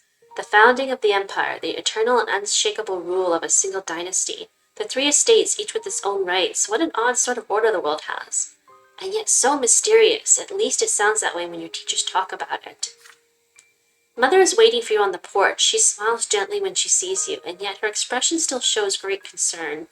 Father left on a trip to several distant Megrin towns a few days ago. Since then, Mother has been trying to tell you something, but she seems uncertain. Son, could you put your things away and come pray with me? You join Mother in a prayer to the twins. She prays with fervent sincerity, her head bowed low, reciting the words of obedience to them and their greater design in a barely audible whisper. You repeat after her just as she has taught you ever since you were a little boy. When the prayer ends, Mother sighs and turns to you. Michael, my son, you are 13 now. You'll be grown soon. It's time you learned about certain things that are important to our family. Difficult things. It's about your father and me, about our marriage. You gaze curiously into Mother's eyes. I'm sure you wondered about this before. Your father is a nobleman of the mantle. So how could he marry a commoner with another man's child? But you see, Michael, your father, when his first wife, Amelia Alborn, died, it was a painful blow to him. He lost the will to live, lost all purpose. He felt like his own destiny was cut short that day as well. And then he met me. You know the troubles I had in the past? I went to the prefecture as a petitioner to ask them for help, protection, justice.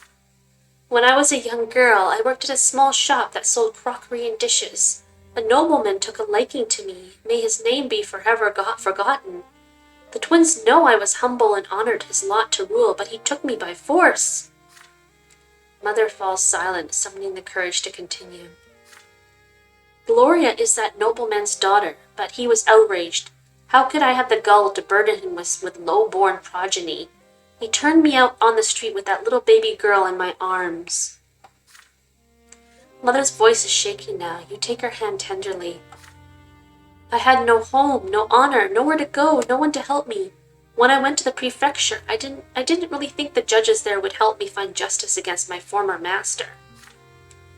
But when Sir Robert heard my plea, his eyes met mine, and I believe that at that very moment the twins themselves granted him the gift of their love.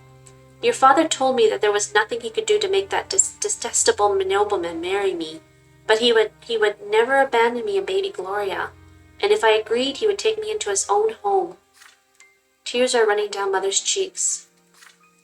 And I knew it, my son. I knew how much his honor and reputation would suffer, but caring for me brought him back to life. It's like he experienced another sacrament. He rediscovered his noble purpose, his lot to rule and protect and care for others. But his decision to marry me, he is still paying for it today. Your father had the courage to defy your grandfather, the founder of his bloodline. If only you knew how much he had to endure, my son. If only you knew the despicable rumors we heard about the Brantes all over Anazotti. It was only thanks to the efforts of Sir Gregor that the Brante bloodline managed to hang on to what little remained of its reputation. And now the noble families have all but forgotten about that scandal. Thank the twins. Mother falls silent. She looks at you intently. Do you understand what she is telling you? My son, I'm not telling you this to share the pain of my past. I have no reason to complain. Even Sir Gregor has accepted me through gritted teeth. But you need to understand the heavy burden our family must bear, including our scandalous marriage and Gloria's foul origin. And Gloria, she can never be a Bronte, even if the elder Brontes agreed.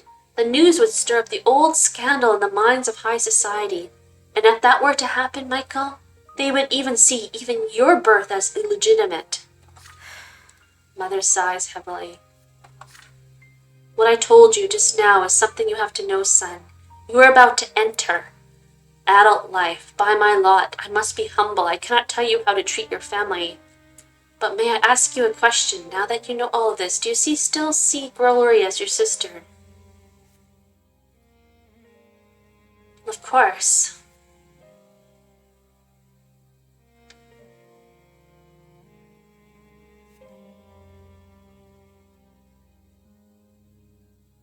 Hmm. Glory is always my family. So is my mother. Filled with determination, you assure Mother that Gloria is and will always be your sister. You want Gloria to be a Bronte too. You want her to be part of your family. Who cares what the nobles Anazots say? Mother beams with quiet joy when she hears this. Yeah, I love my sister. Oh, Michael, if you only knew how happy that would make me to have our family united at last. However, the joy in her face quickly gives way to concern. But I already owe good Sir Robert a debt I can never repay.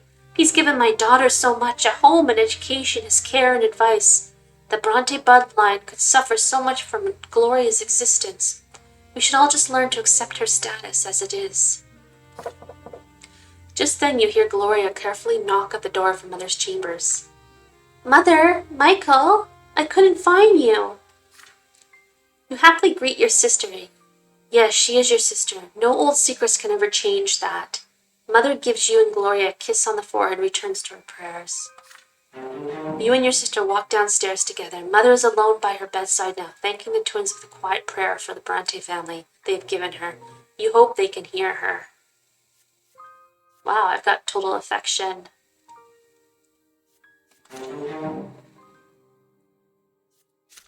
Relations with my mother has gone up. Family is important to me. You should always treat your family well. You are 13 now, another theology lesson. Today's sermon is about the priests and the way the clergy is the only one of the 3 estates with the right to interpret the lots and guide the other 2 estates accordingly. Thomas sits next to you, huffing and puffing as he fervently writes down the teacher's every word. But you've heard all this from Mother many times before, so you take this moment to daydream a little. Father promised to take you to the capital once your studies are complete. But the teacher suddenly casts a stern look around the lecture hall and raises his voice at one of your classmates. A boy by the name of Bryant jumps out of his seat. The teacher asks him to repeat what he just said. Bryant freezes and seems to shrink. He tries to muster a reply, but nothing comes out. The class becomes agitated as someone is about to get punished. The teacher now looms over Brian. The boy's cheeks are flushed and his eyes are covered in tears. You all watch the teacher's iron-bound book as he raises it sharply about to strike. Brian shrieks and raises a hand in front of him. A sudden flash, the teacher screams and buries his face in his arms. His hair is ablaze and his skin is covered in horrible burns. It's magic, real magic, just like in the books about the Magri Rebellion. The class freezes in shock. There's a dull thud as the iron-bound book falls to the floor. Brian's hysterical laughter rends the silence. He stands up from his bench, fire in his eyes, sparks on his fingertips. There are screams now. Students run for the door. The teacher tries to extinguish his burning hair. Brian snaps his fingers, and the books of Isaiah on the desk turn into pillars of flame. He laughs and raises his arms, and the curtains catch fire. Oh, God. The screams grow louder as the fire howls. Brian's face is tense and violent. His mouth is spewing flames, and his whole body is shaking with laughter. He steps towards the door. You and Thomas glance at each other. He's going to burn the whole school down. Your friend's determination makes you brave. You run behind Brian and knock him off his feet. You both tumble to the floor, even though through his clothes his body sears your flesh. Brian screams, convulses, and grabs Thomas by the shoulder with his burning hands. Thomas howls but stays put, then knocks Brian's senses with several fierce blows to the head. There are servants fussing around the room now. They put out the fire and take away the teacher, his body covered in horrible burns. You and Thomas remain next to Brian, who's lying on the floor silent. Soon 3 men in black cloaks enter the doors of the school, each bearing an edict sealed with silver, the Inquisition. You and Thomas are told to step away from the witch. They lock Brian's neck in a silver collar and take him away. Oh man. One of the Inquisitors remains behind to tell the students what happened. That was magic, he explains, the ungodly power that twists the minds of men into savage instruments of murder. Only the sacred shackles of silver can hold it at bay. Only the power of the twins can save us all from its evil grasp. The next day you are forbidden from ever mentioning Brian's name again. He is no more. Oh my.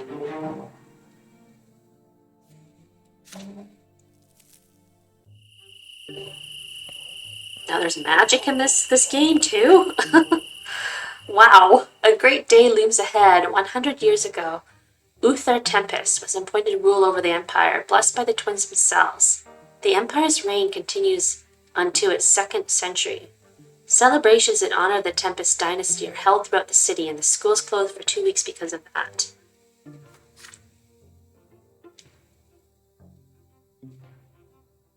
Just having a sip of tea. I'm starting to lose my voice here. So much reading. On one of these evenings, Father tells everyone that Grandfather is going to bring Stefan back home for the holiday. They say families should celebrate the day of anointment together. You could benefit from your elder brother's company with his noble education. Stefan might be able to teach you about how noblemen are supposed to act.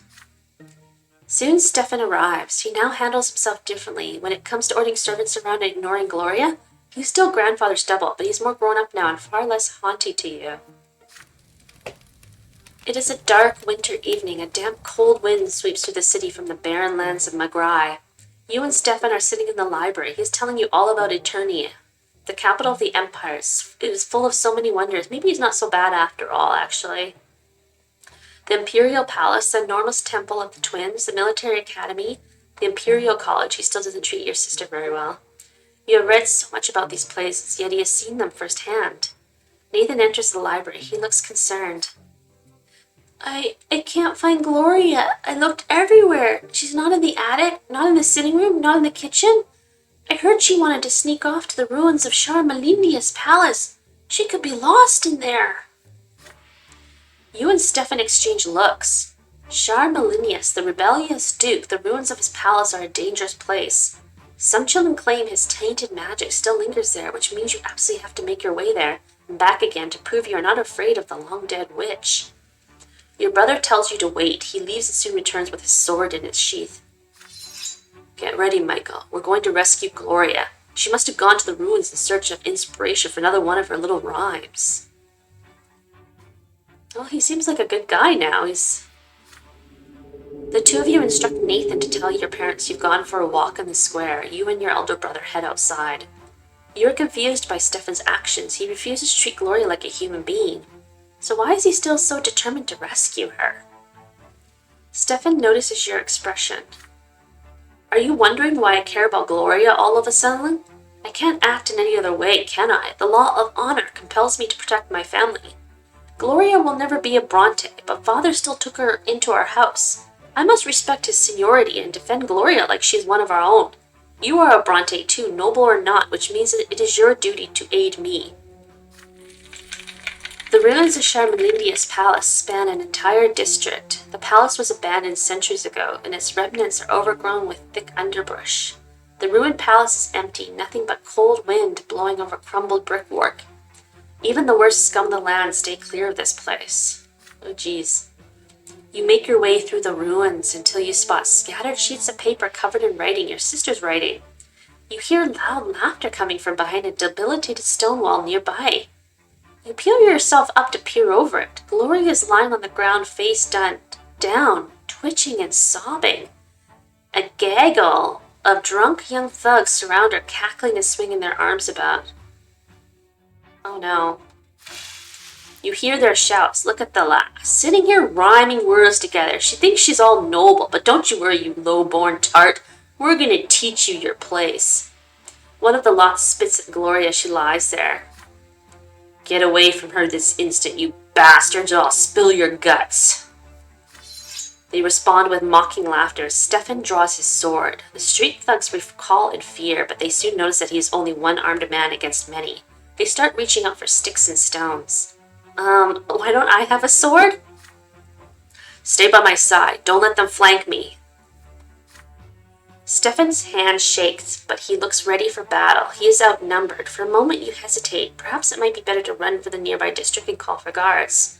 The young thugs are already armed with makeshift weapons. They start approaching you and Stefan cautiously.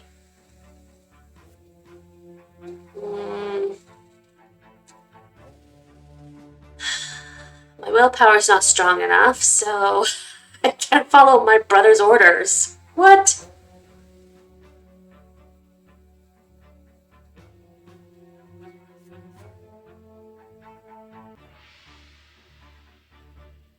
Oh, Stefan might get killed. Let's fight. He goes up. I'm not going to abandon my brother. The lots try to flank Stefan and surround him. Your brother's sword thrusts and feints methodically like in a training bout. The thugs keep dodging and jumping away. They manage to stay so far. If things continue like this, soon one of them will flank Stefan, kick the sword out of his hand and bring him down. The ruffians are paying no attention to you, however. For a moment you want nothing more than to run away. You belong to the common lot. You're not allowed to bear arms, not allowed to fight. But then you take one more look at Stefan, who's almost surrounded and Gloria sprawled out on the ground. I can't act any other way, can I? Your brother's ring in your ears. You cannot run. You have to help him no matter what. You pull a heavy rock out of the old wall. The tow-headed leader of the gang appears behind Stefan's back, ready to knock him down. No time to think. It takes you 3 steps to get to the Vo. No time to think. You bash the thug in the head with the rock. The wretch stumbles and falls down. Stefan sees an opportunity to strike and lunges at the loats. They scatter under his blows. You hear screams and the swishing of the sword. You assault them too, swinging away with the heavy rock until you catch something pointy in the side. Uh-oh. Am I gonna die again? Is that gonna be the third death? Oh no! A wave of pain washes over you. Blood starts flowing down your side and onto your leg. I didn't say I was gonna die. Stefan felt something, but your mind is already fading fast. Uh-oh. Oh, okay, I didn't die. When the darkness disperses, you find yourself lying in your bed. Stefan is in the armchair next to you reading a book. He is alive, with left arm in a sling and a black eye, but still alive. As for you, it hurts so much when you try to breathe. You cannot help but moan quietly. Stefan looks up from his book. Don't try to get up. You've lost a lot of blood. Fortunately, the Archduke's guards got there too late to see you swinging that boulder around. They'd have shown you no mercy otherwise. But I'm impressed, Michael. You were unarmed, but you still fought them. You acted in defiance of your lot. That much is certain, but you fought for our family's honor. You know, brother, the nobleman's lot is also a great burden that few are able to bear. It takes courage not to fight everything you see, but to do your duty. Each and every decision a nobleman makes becomes a part of his family's legacy, flowing in the blood tide forever. I think about it often. A noble mustn't act weak.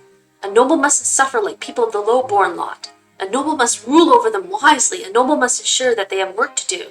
It's not merely your own lot you have to look after. You have to ensure that 1,000 others can live by their lot as well.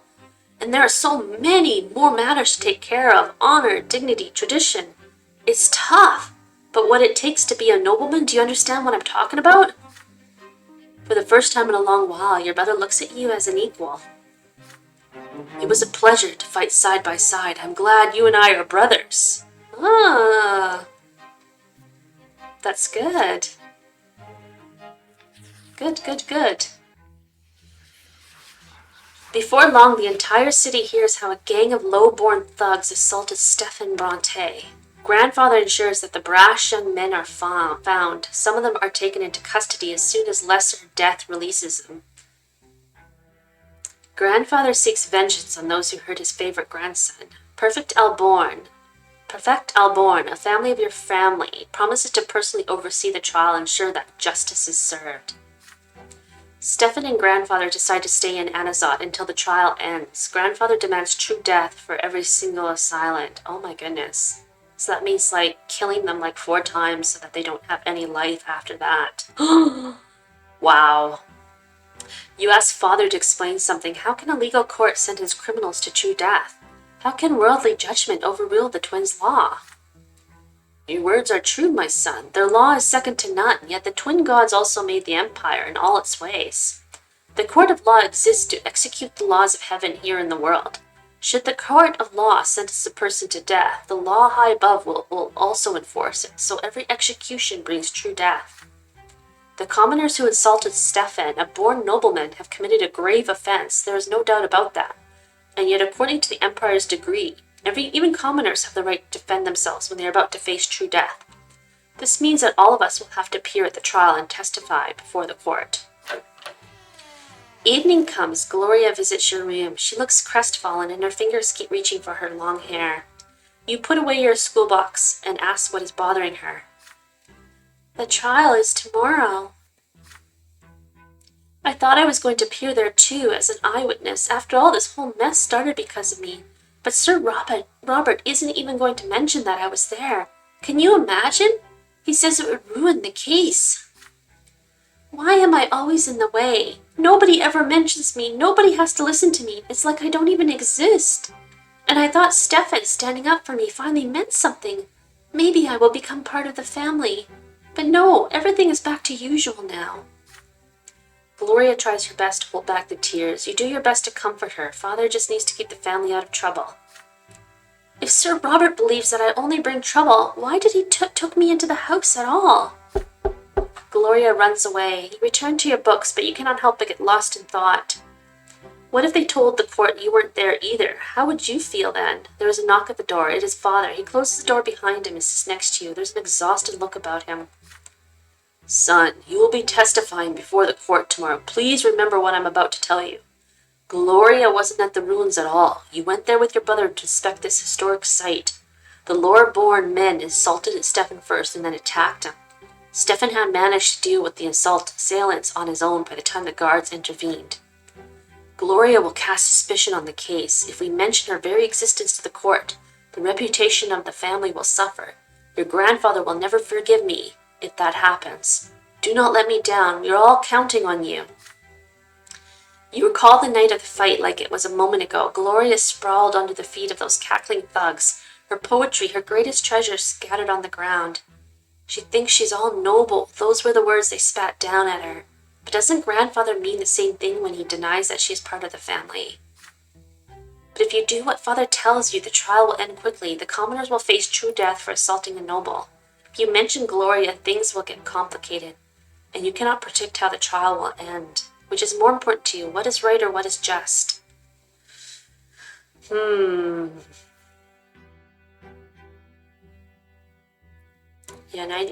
Reputation will go up. Our unity as family will go down. Robert Brante will go up. Gloria will go down. You will go up in smartness, but you lose 2 of your father. Gloria will go up, and Gregor Brante will go -1 again.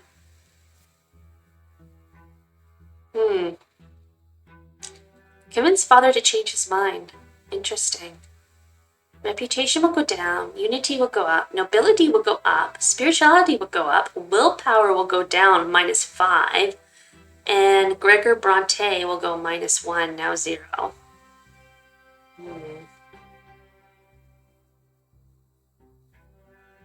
Interesting.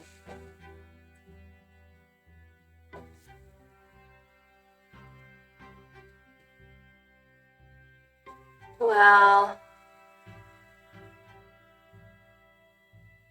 our family reputation will go down, which I don't really want our reputation of our family to go down, but I do love our family to go up. Oh, this is so hard. I don't care what Gregor thinks of me. And my willpower will go down, which is probably not good.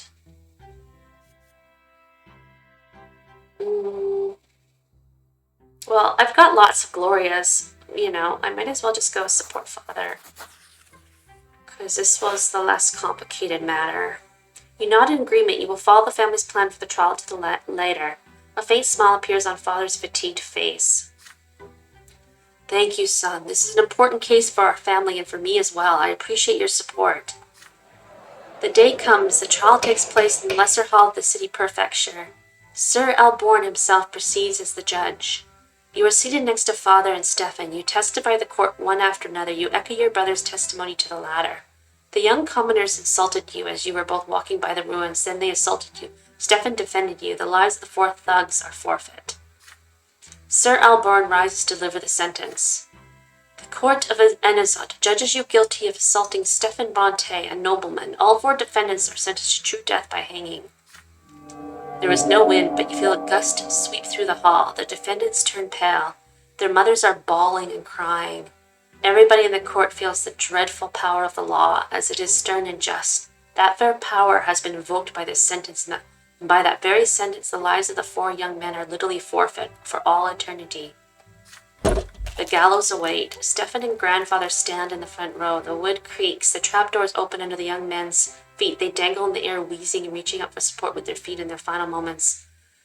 Father lets out an inaudible sigh of relief. Relief? Man, that's horrible. It is all over now. When Gloria comes back home the day after, she refuses to eat dinner and locks herself in her room. Before she leaves, however, you notice a scratch on her face and her hair is disheveled. You go to her room and knock at the door, but she will not open. Then she finally replies, she's already gone to bed and you should leave. Did you do the right thing during the trial? Your sister's still being bullied. No one knows she has a family to defend her, and Gloria doesn't want to be defended now. Those 4 commoners saw no mercy. Their lives ended for assaulting a nobleman. What did you seek to prove this, and to whom? Was it worth it in the end? Well, my affection is still really high with Gloria. My father is, completely in love with me. I think it's not that gone down that much. Family's gone down. Sorry. It's hard. I tell you, it's hard.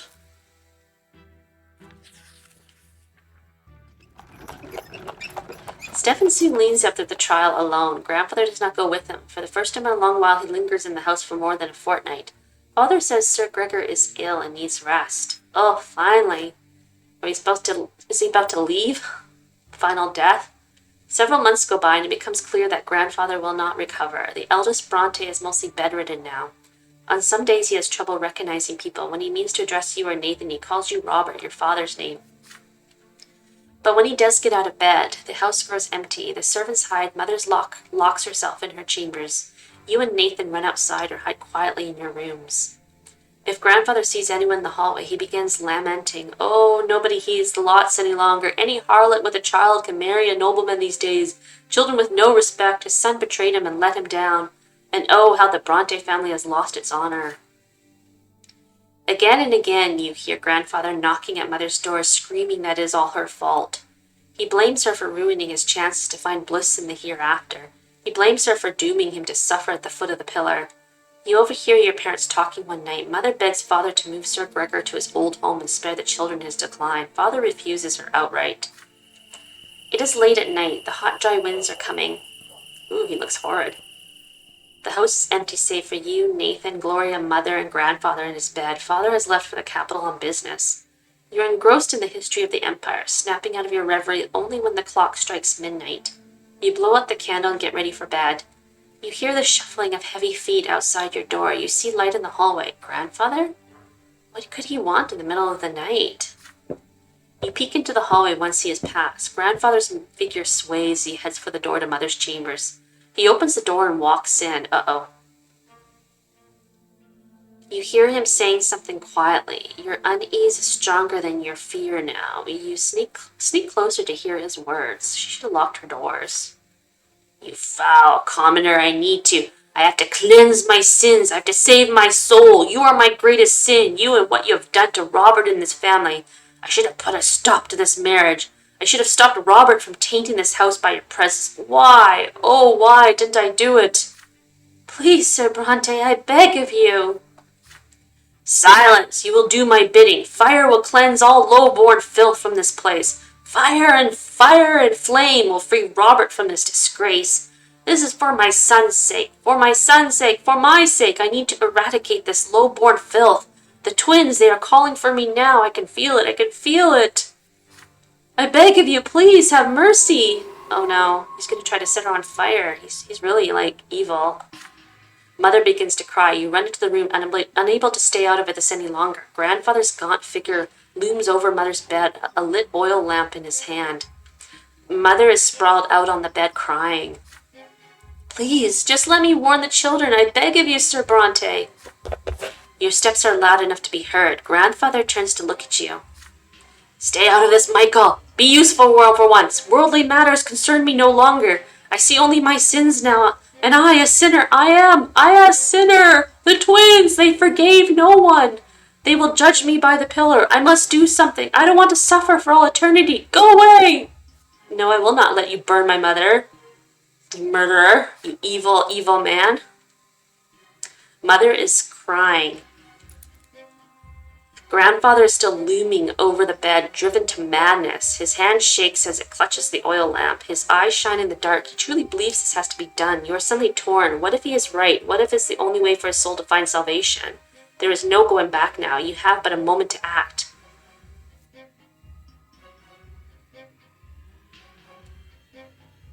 Wow. You're about to let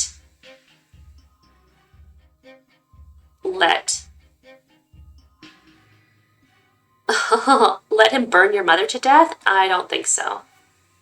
When he means nothing to me and he's going to die anyway, so.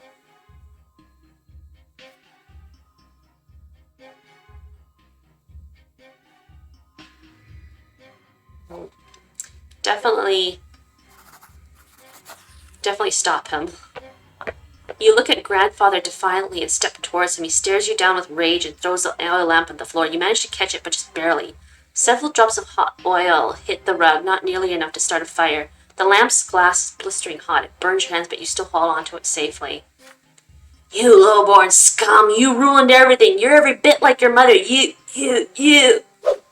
Enraged, he takes a swing and you squeeze your eyes shut, but he does not hit you. Instead, there is a deep exhalation. You peek at him with one eye just in time to see him collapse, all his strength fading away. His chest is heaving, his face a grimace of contempt. Another heavy exhalation. The contempt is gone. There's only fear now. Grandfather's eyes open wide, almost in surprise. He exhales. His eyes grow dim. Mother is there, whispering a prayer. She is shaking violently. You put the oil lamp gently on the bedside table and call for the servants to carry the body away. It does not disappear. True death has found him.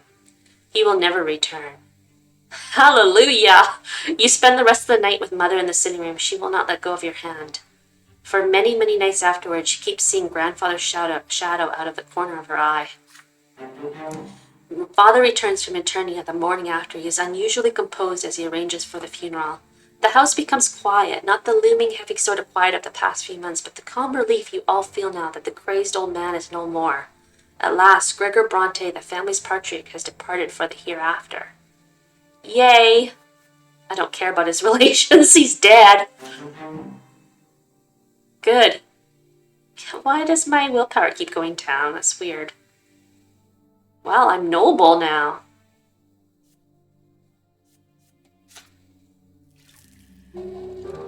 Grandfather's dismiss.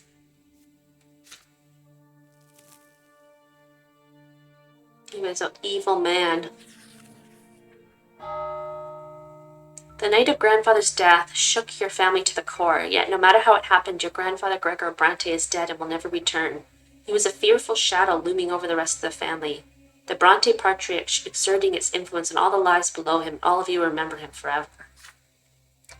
Father is the new patriarch of the family now, yet he still cannot bring himself to sit at the head of the table where Sir Gregor used to preside. Stefan locks himself away in Grandfather's bedroom every day. He will not talk to anyone. Gloria and Nathan still jump at every sound that so much as resembles the knocking of his walking stick. Mother spends all day in prayer at the temple. And yet the house has become calm and quiet with his passing. And there is one more thing that must be done, the final farewell. It weighs heavily upon your soul. The day comes to pay your final respects. Father goes to the tomb alone, save for Stefan, Nathan, and you. Mother and Gloria stay at home. Only nobles or those who may become nobles may join this ritual. There was a solemn silence as you walk to the crypt.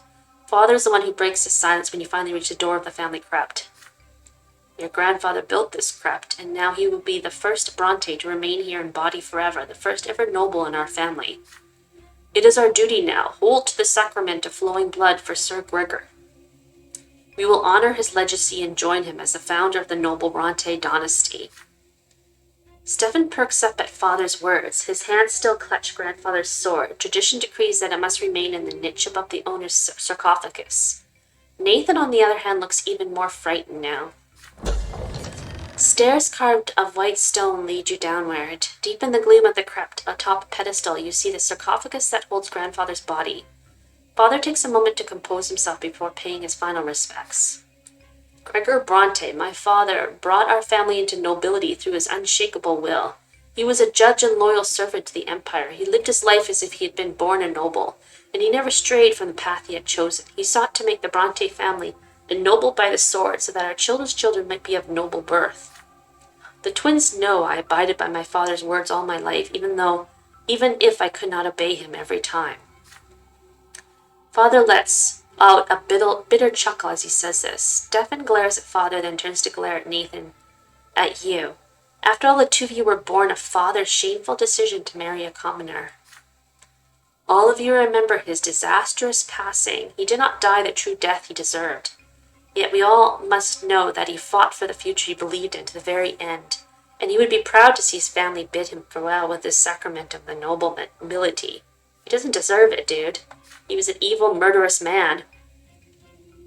Stefan still glares at Father sullenly. His fingers remain clutched around grandfather's sword. Nathan barely pays attention to the words. He looks around with unease, his arms folded across his chest.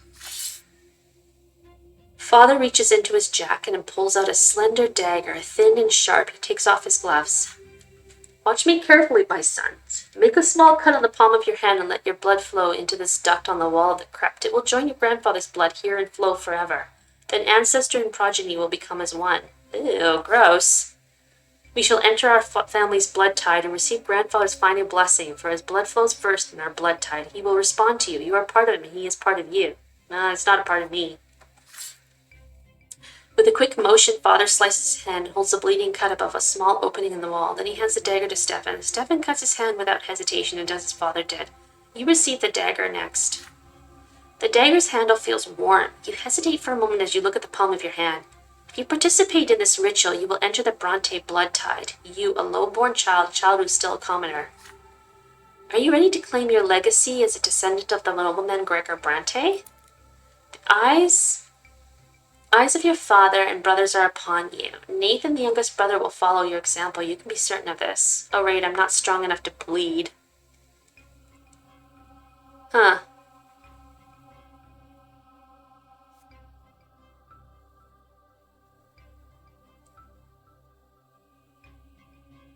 What?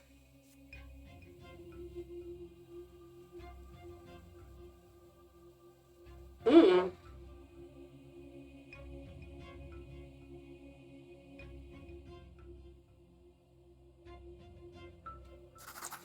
Ah. Interesting. You grasp the dagger firmly, then quickly drag the blade across your palm. The fresh wound burns on your hand. Yet before you allow your blood to join the blood of your father and elder brother, you ask your late grandfather out loud. Will he give you his blessing to become a part of him? Will he allow you to join the Brante blood tide? You hear Stefan's indignant sigh. He does not say a word, however. Your words are a token of respect for grandfather and his will. Should you obtain his blessing, Stefan will not defy the late Brante patriarch. Then suddenly you all freeze. Each of you hears your late grandfather speak to you. His voice is loud as it rings in the depths of the crypt, and yet he speaks to each of you separately. You had the courage to ask me for my blessing. Well, so be it. You deserve an answer. Oh, this is weird. To me, you are not incorrigible. You are half lowborn, yet you may make a worthy nobleman one day. I shall allow you to join my blood tide. But know this, I will be watching you always, and my shadow will follow you forever. Do not let me down, boy. Grandfather's voice falls silent. You glance at your father and brothers, astonished. Save for Stefan, everyone else is dumbfounded as well. You have grandfather's blessing. You hold your hand above the opening in the wall. Your blood drips into the duct and flows further into the crypt as it combines with the blood of your father and brother. Nathan's turn comes. Your younger brother hesitates. Father offers him help, but Nathan shakes his head. Finally, he makes a cut, and Nathan's blood mixes with yours in the duct of the crypt. The ritual is complete. Stefan reverently kisses the grip of grandfather's sword and places it in the alcove above the sarcophagus. Once all is done, you leave the crypt together. Well, my dad really loves me now. Cool, fresh wind blows in your face as you return to the surface. Father stops halfway to the carriage and hugs Nathan and you briefly. Now your blood belongs to the dynasty of Sir Brante as well.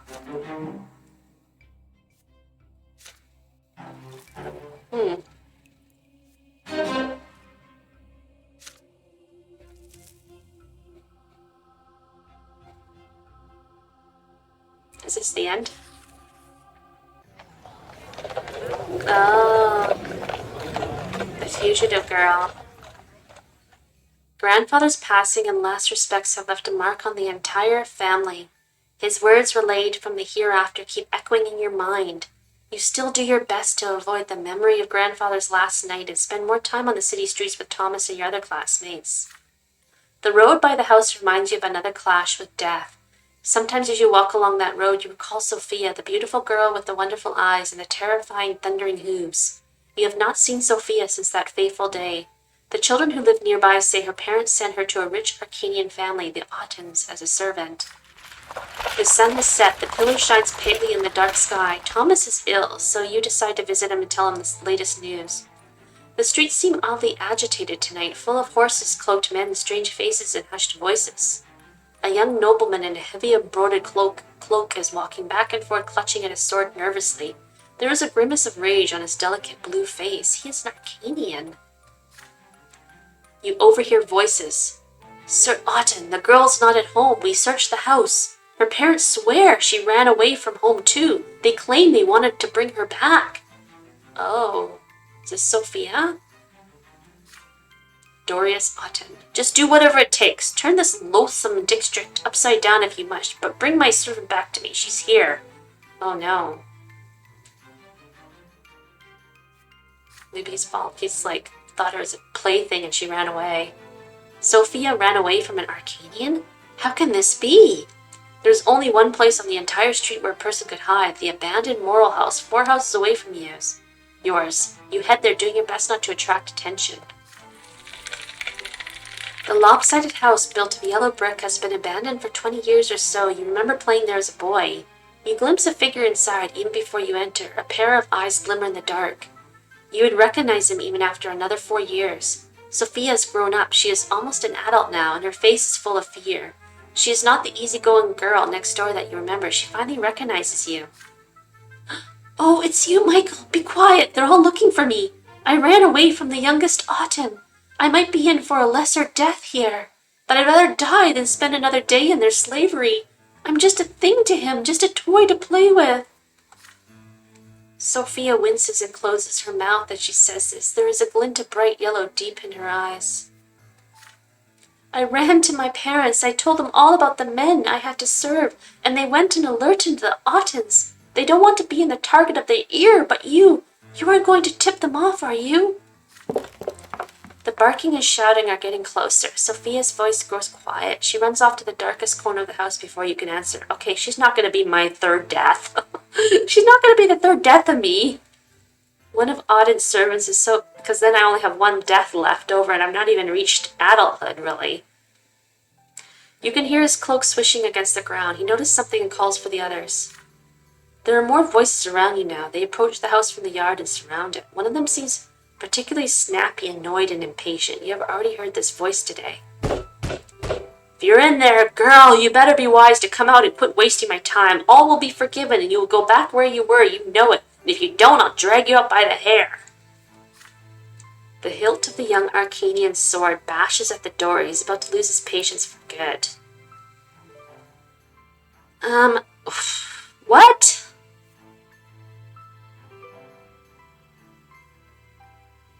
Sophia died her first death.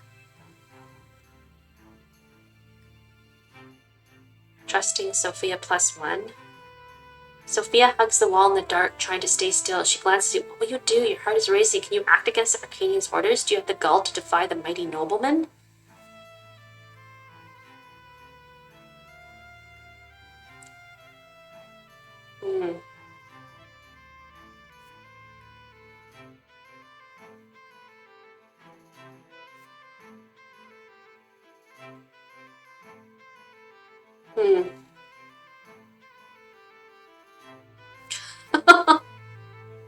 Oh, this is awful. Well, let's see what happens if I try to stop Auden. There's nothing I can do in those other 2.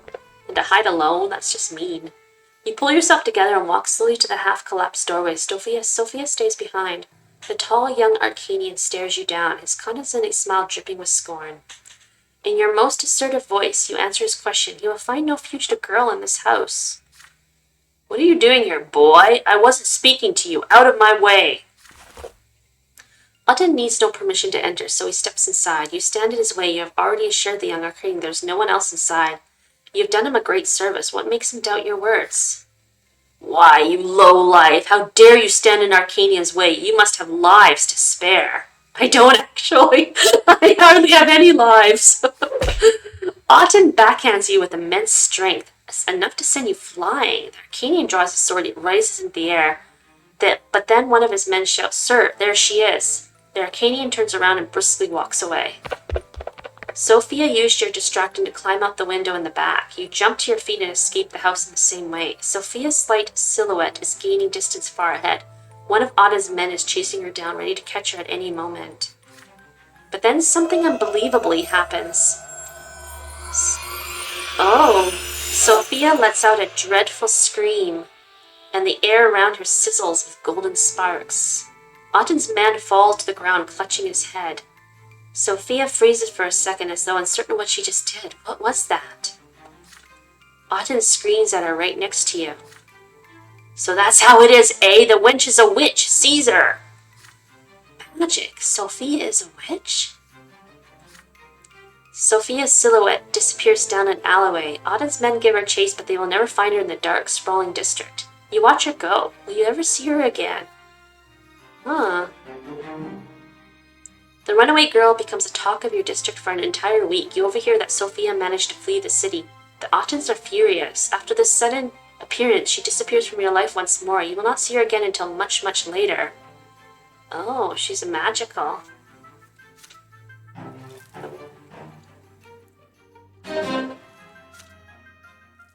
Maybe that's why the Arcanians are so hateful of humans, because they have no magic. And humans are the only ones who can have magic. Makes sense, you know, that the twins blessed only humans with magic because the Arcanians are actually foul. You're about to turn 15, just one step away from adulthood.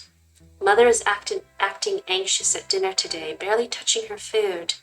You exchange glances with Gloria. She carefully tells you that she wants to go to the tailor. Mother shudders and her hands clench into fists. What? No! Don't you dare leave home today. I forbid it. That dirty heretic Fotis is preaching his lies under the silver tree today. Twins willing. I don't want you to hear any of that. You and Gloria glance at each other again. Fotis, he is a patriarch, the head of the clergy throughout the entire province. That is the first time you've heard Mother speak like this about a priest, especially such a high-ranking one. Oh, geez, her mind is all, like, corrupted and messed up. This guy Fotis is actually a good guy. In the beginning, if you saw, like, if you watched me during the part 1 playthrough, this Fotis guy is actually a really good guy, and he's against the lots, and he's against people being downtrodden and treated like crap. He's actually quite a good person, and yet your mother is, like, saying don't listen to him, so she's, like, brainwashed. Once you leave the dinner table, Gloria comes to your room with cunning expression on her face, like she's about to play a trick on someone. She has a plan. The two of you should sneak out of the house and go to the silver tree. You simply must hear that sermon for yourself. What's so bad about Patriarch Fotis? Why does Mother hate him so much? You two are grown-ups now. Surely you have the right to know. I have the right to make my own choice. You agree with your sister. Together you sneak out from under your mother's watchful eye and hurry to the silver tree. The temple block is full of people from all ranks in the state. There is barely enough room for you to squeeze through the crowd. The crowd has gathered around the very roots of the tree. Gloria suggests that you climb up to the roof of a nearby building so you can hear and see everything better. And not a moment too soon, from the roof you see a tall, silver-haired priest step onto the platform by the tree, dressed in a common black robe that looks far beneath his rank. Yet he stands like a noble before the crowd. Behind his back is a banner flapping in the wind, the open book. This is the symbol of the new faith, the crowd whispers. The patriarch holds his hands up to the sky and the entire temple block grows quiet. He begins his sermon, his vibrant voice rolling across the square. Fotis speaks of a great mistake. We entrusted ourselves through lots as the only way to fulfill divine providence in this world. But for all these years, the will of the twins have been interpreted for us by a single man, Prophet Ascetius. The twins are ever watching from atop this shining pillar. Of this we have no doubt. But how can we so blindly believe that we truly follow their will by following the lots? Have we not seen the 3 lots of Ascetius fail again and again to answer the question of how we ought to live our lives? Have we not seen people change their lot in life again and again without being smitten by divine wrath? Every person born, whether human or Arcanian, low-born or noble, must find their lot and get in their way to the gods on their own. From now on, we will seek the gods in the accounts of their own lives, to their own acts in this world, and in their own words as they echo within us. And as we heed the voice of the twins within, we will find their path for us on our own. The crowd at the silver tree listens to the patriarch's speech in stunned silence. You glance at your sister. Her eyes glisten with tears as she hears Fotis's words. Then suddenly a hoarse cry rises from the crowd. If there are no lots, does that mean the nobles are going to till the fields and the commoners are going to bear arms? The crowds begin to murmur. The patriarch raises an arm and inhales, ready to answer. An odd figure leaps from the crowd onto the platform, a dirty beggar dressed in rags, a knife flashes in his hand. The blade slices. Blood starts sputtering from Fotis's throat. He slumps over and collapses. A dark brown puddle spreads across the platform from where he had stood. Gloria clutches her mouth to suppress a shriek. A few moments of stunned silence, and then the screams begin. The people are frantic. The temple guards try to restore order in the crowd, but to no avail. An old woman dressed in an inquisitor's cassock tries in vain to apply pressure to the patriarch's wound. The nobles draw their swords. Dogs are barking. The crowd is pushing and shoving. Children are crying. The entire square by the tree is in chaos. From the roof, you see the moment when people start trampling each other, howling, praying, shouting. Gloria tugs on your sleeve. Time to go. You climb down from the roof and run. You return home without exchanging a word. Mother has been in her room all the while, so no one noticed your absence. Gloria locks herself in her room. You do not discuss the things you have just seen. They are too frightening. But your parents discuss every little detail of the blood-stained sermon over dinner. This is unbelievable. A patriarch murdered in plain sight. The Gandriums and the Archduke's guards have searched every corner of the slums, and the murderous beggar has disappeared without a trace. I can't even imagine a more gruesome crime. Fotis has died a true death, never to return from the hereafter. But how? Why can't the patriarch be reborn? He's so close to the twins. Such is the way of the world, my children. Once you've granted great power by the twins' will, there's no hope for you to come back, not even after the first of your deaths. Empires are powerful vessels, heads of great Arcanian dynasties, patriarchs of the church. None of them are destined to be reborn. Fotis is gone forever. I fear for his soul. It was lost in doubt. Will the twins accept him upon the peak of the pillar? We must pray for the patriarch, children. Let us hope he managed to return to the true old faith before the moment of his passing. But there is little hope for that. People are moving towards that's what makes a martyr, to actually get people to do something.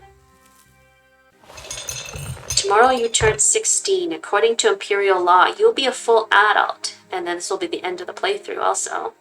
Your time at Sir Tibur's school has ended. You have studied enough to apply for the Imperial College and learn the judge's trade there. You are to travel to Eternia tomorrow. Your friend Thomas will go there with you to try his luck in the Imperial capital. Mother and father prepare you for the long journey. Remember, son, there is only one goal for you. You must become a student at the Imperial College. Your teachers dragged you through all those books for a reason. You have the knowledge and fervor to be ennobled by the mantle as I was, as my late father was before me. And who knows, maybe one day you will be the one to write the name Brante in the blue book and ensure that your children's children will be noble by birth. Then Mother speaks to you carefully. There is worry in her eyes. But Robert, there may be another path for our son Stefan. Your firstborn was born a noble. He will surely earn the title for the entire Brante family. Your second son bears the favor of the twins. For him the path of the priest is a worthy calling, no less than a nobleman's sword. They have been arguing about your future for a while now. Still, you would never defy the will of a nobleman and her husband. You smile at them both, trying to placate them. Gloria laughs quietly behind their backs. Just don't become a snot like Stefan and you'll do just fine. Mother cheats Gloria for that. You wink at your sister. Nathan has been downcast all evening. He barely touched his dinner. Whenever he gets up from the table, he suddenly rushes over to embrace you. Please don't go, Michael. Can't you stay? I don't know what I'm going to do without you. You tussle his hair in response. There is no way you can stay now, you say. But when you come home, and you will come home, you will tell him of all your stories and bring him a special present from Eternia. This is it. All your lessons have been learned, all the things you have packed for the road. You will leave the family home tomorrow. Tonight is your last night at home before your departure. You walk through the rooms one last time. The sitting room where Mother used to read you fairy tales. The library where Gloria used to spend all her time. Father's study, which you entered only on special occasions. The backyard where you taught Nathan to build towers one summer. The whole place feels so familiar, so dear to you. It feels like home. You've lived here for 16 years. Will you ever return? It is getting late. Everyone is already in their rooms, but you hesitate. Father, Mother, Gloria, and Nathan. It will be a long time before you see them again. Who will you spend your last few hours at home with?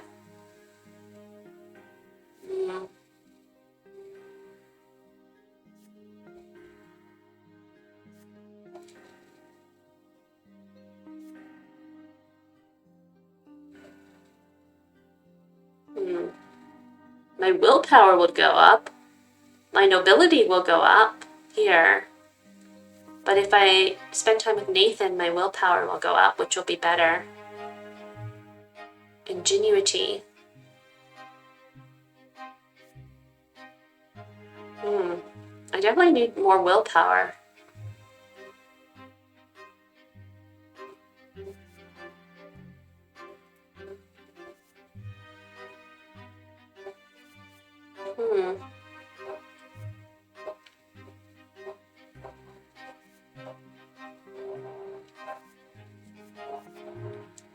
But I would become smarter, which is good.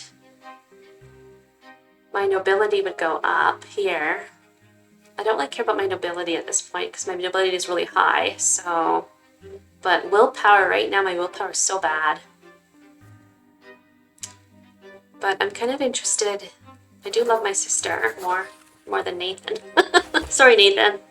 Indeed, your sister is still awake. She jumps out of her armchair happily the moment she sees you. I'm so happy you're actually here, brother. You know before you leave I actually have something to tell you.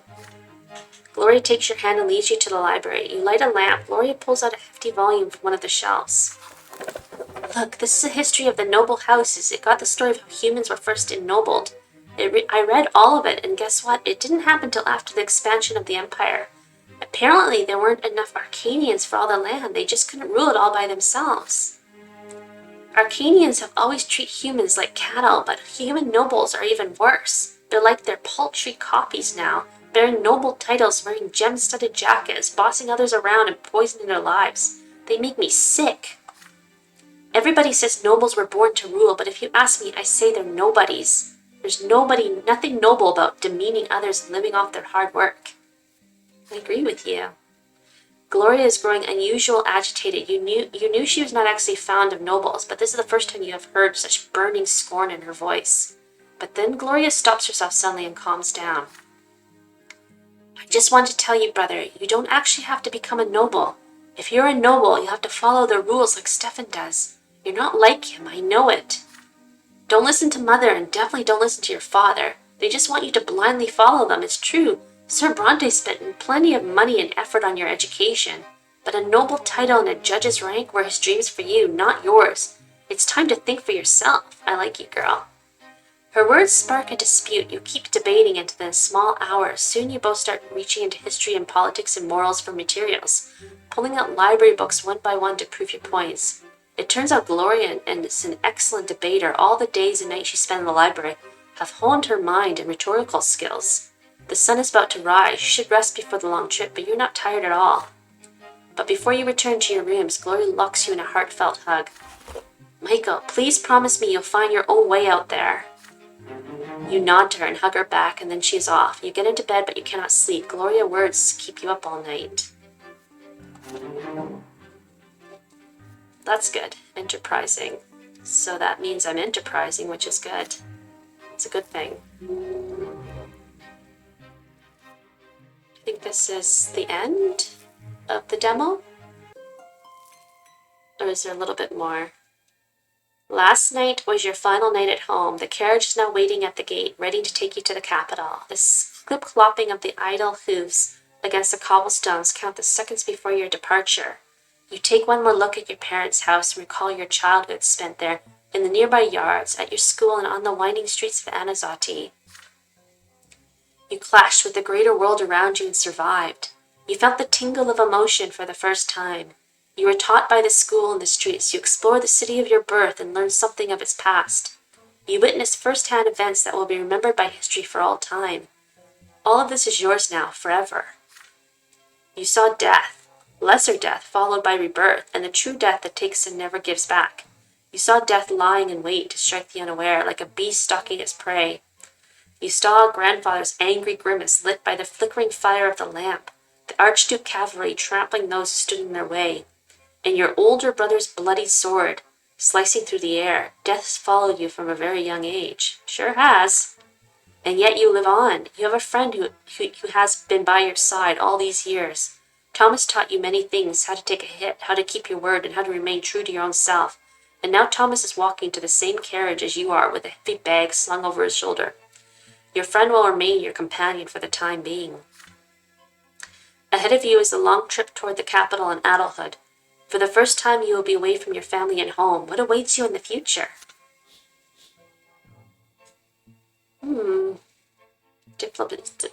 Diplomacy, promising,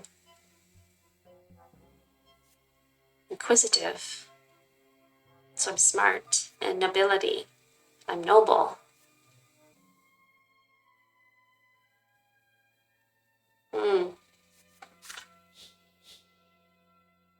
I'm naive. Perception.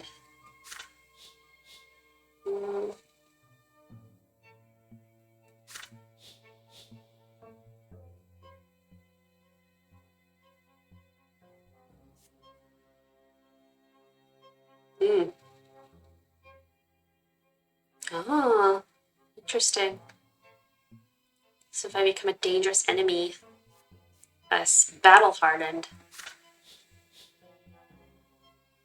Scheming? Oh dear. Tongue-tied. I'm not very smart in my words. To the Inquisitor.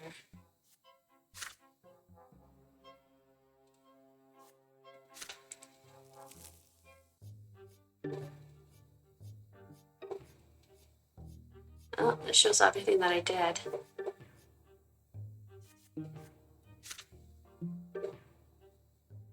It's just telling me about what I accumulated. I died twice, yeah. Which means I only have one more death. Which is not good. It's not good I died twice. Well, folks, that was the end of the demo. I really hope you enjoyed that game, and I really hope you enjoyed my playthrough. And if you want to download this game yourself, or the demo yourself, I put the download link below. The full game, of course, is on Steam, and I really enjoyed that. I'm definitely going to go back and play it again, but without Iron Man, and just try to make some different choices and see what that happens. Maybe I become even magical. Who knows? It says you can change, completely change the whole story about what you're going to become. Yeah, so I hope you really liked my playthrough, and if you support this channel, please slap that like button and subscribe to SecretDoorGaming, and I will see you in the next playthrough.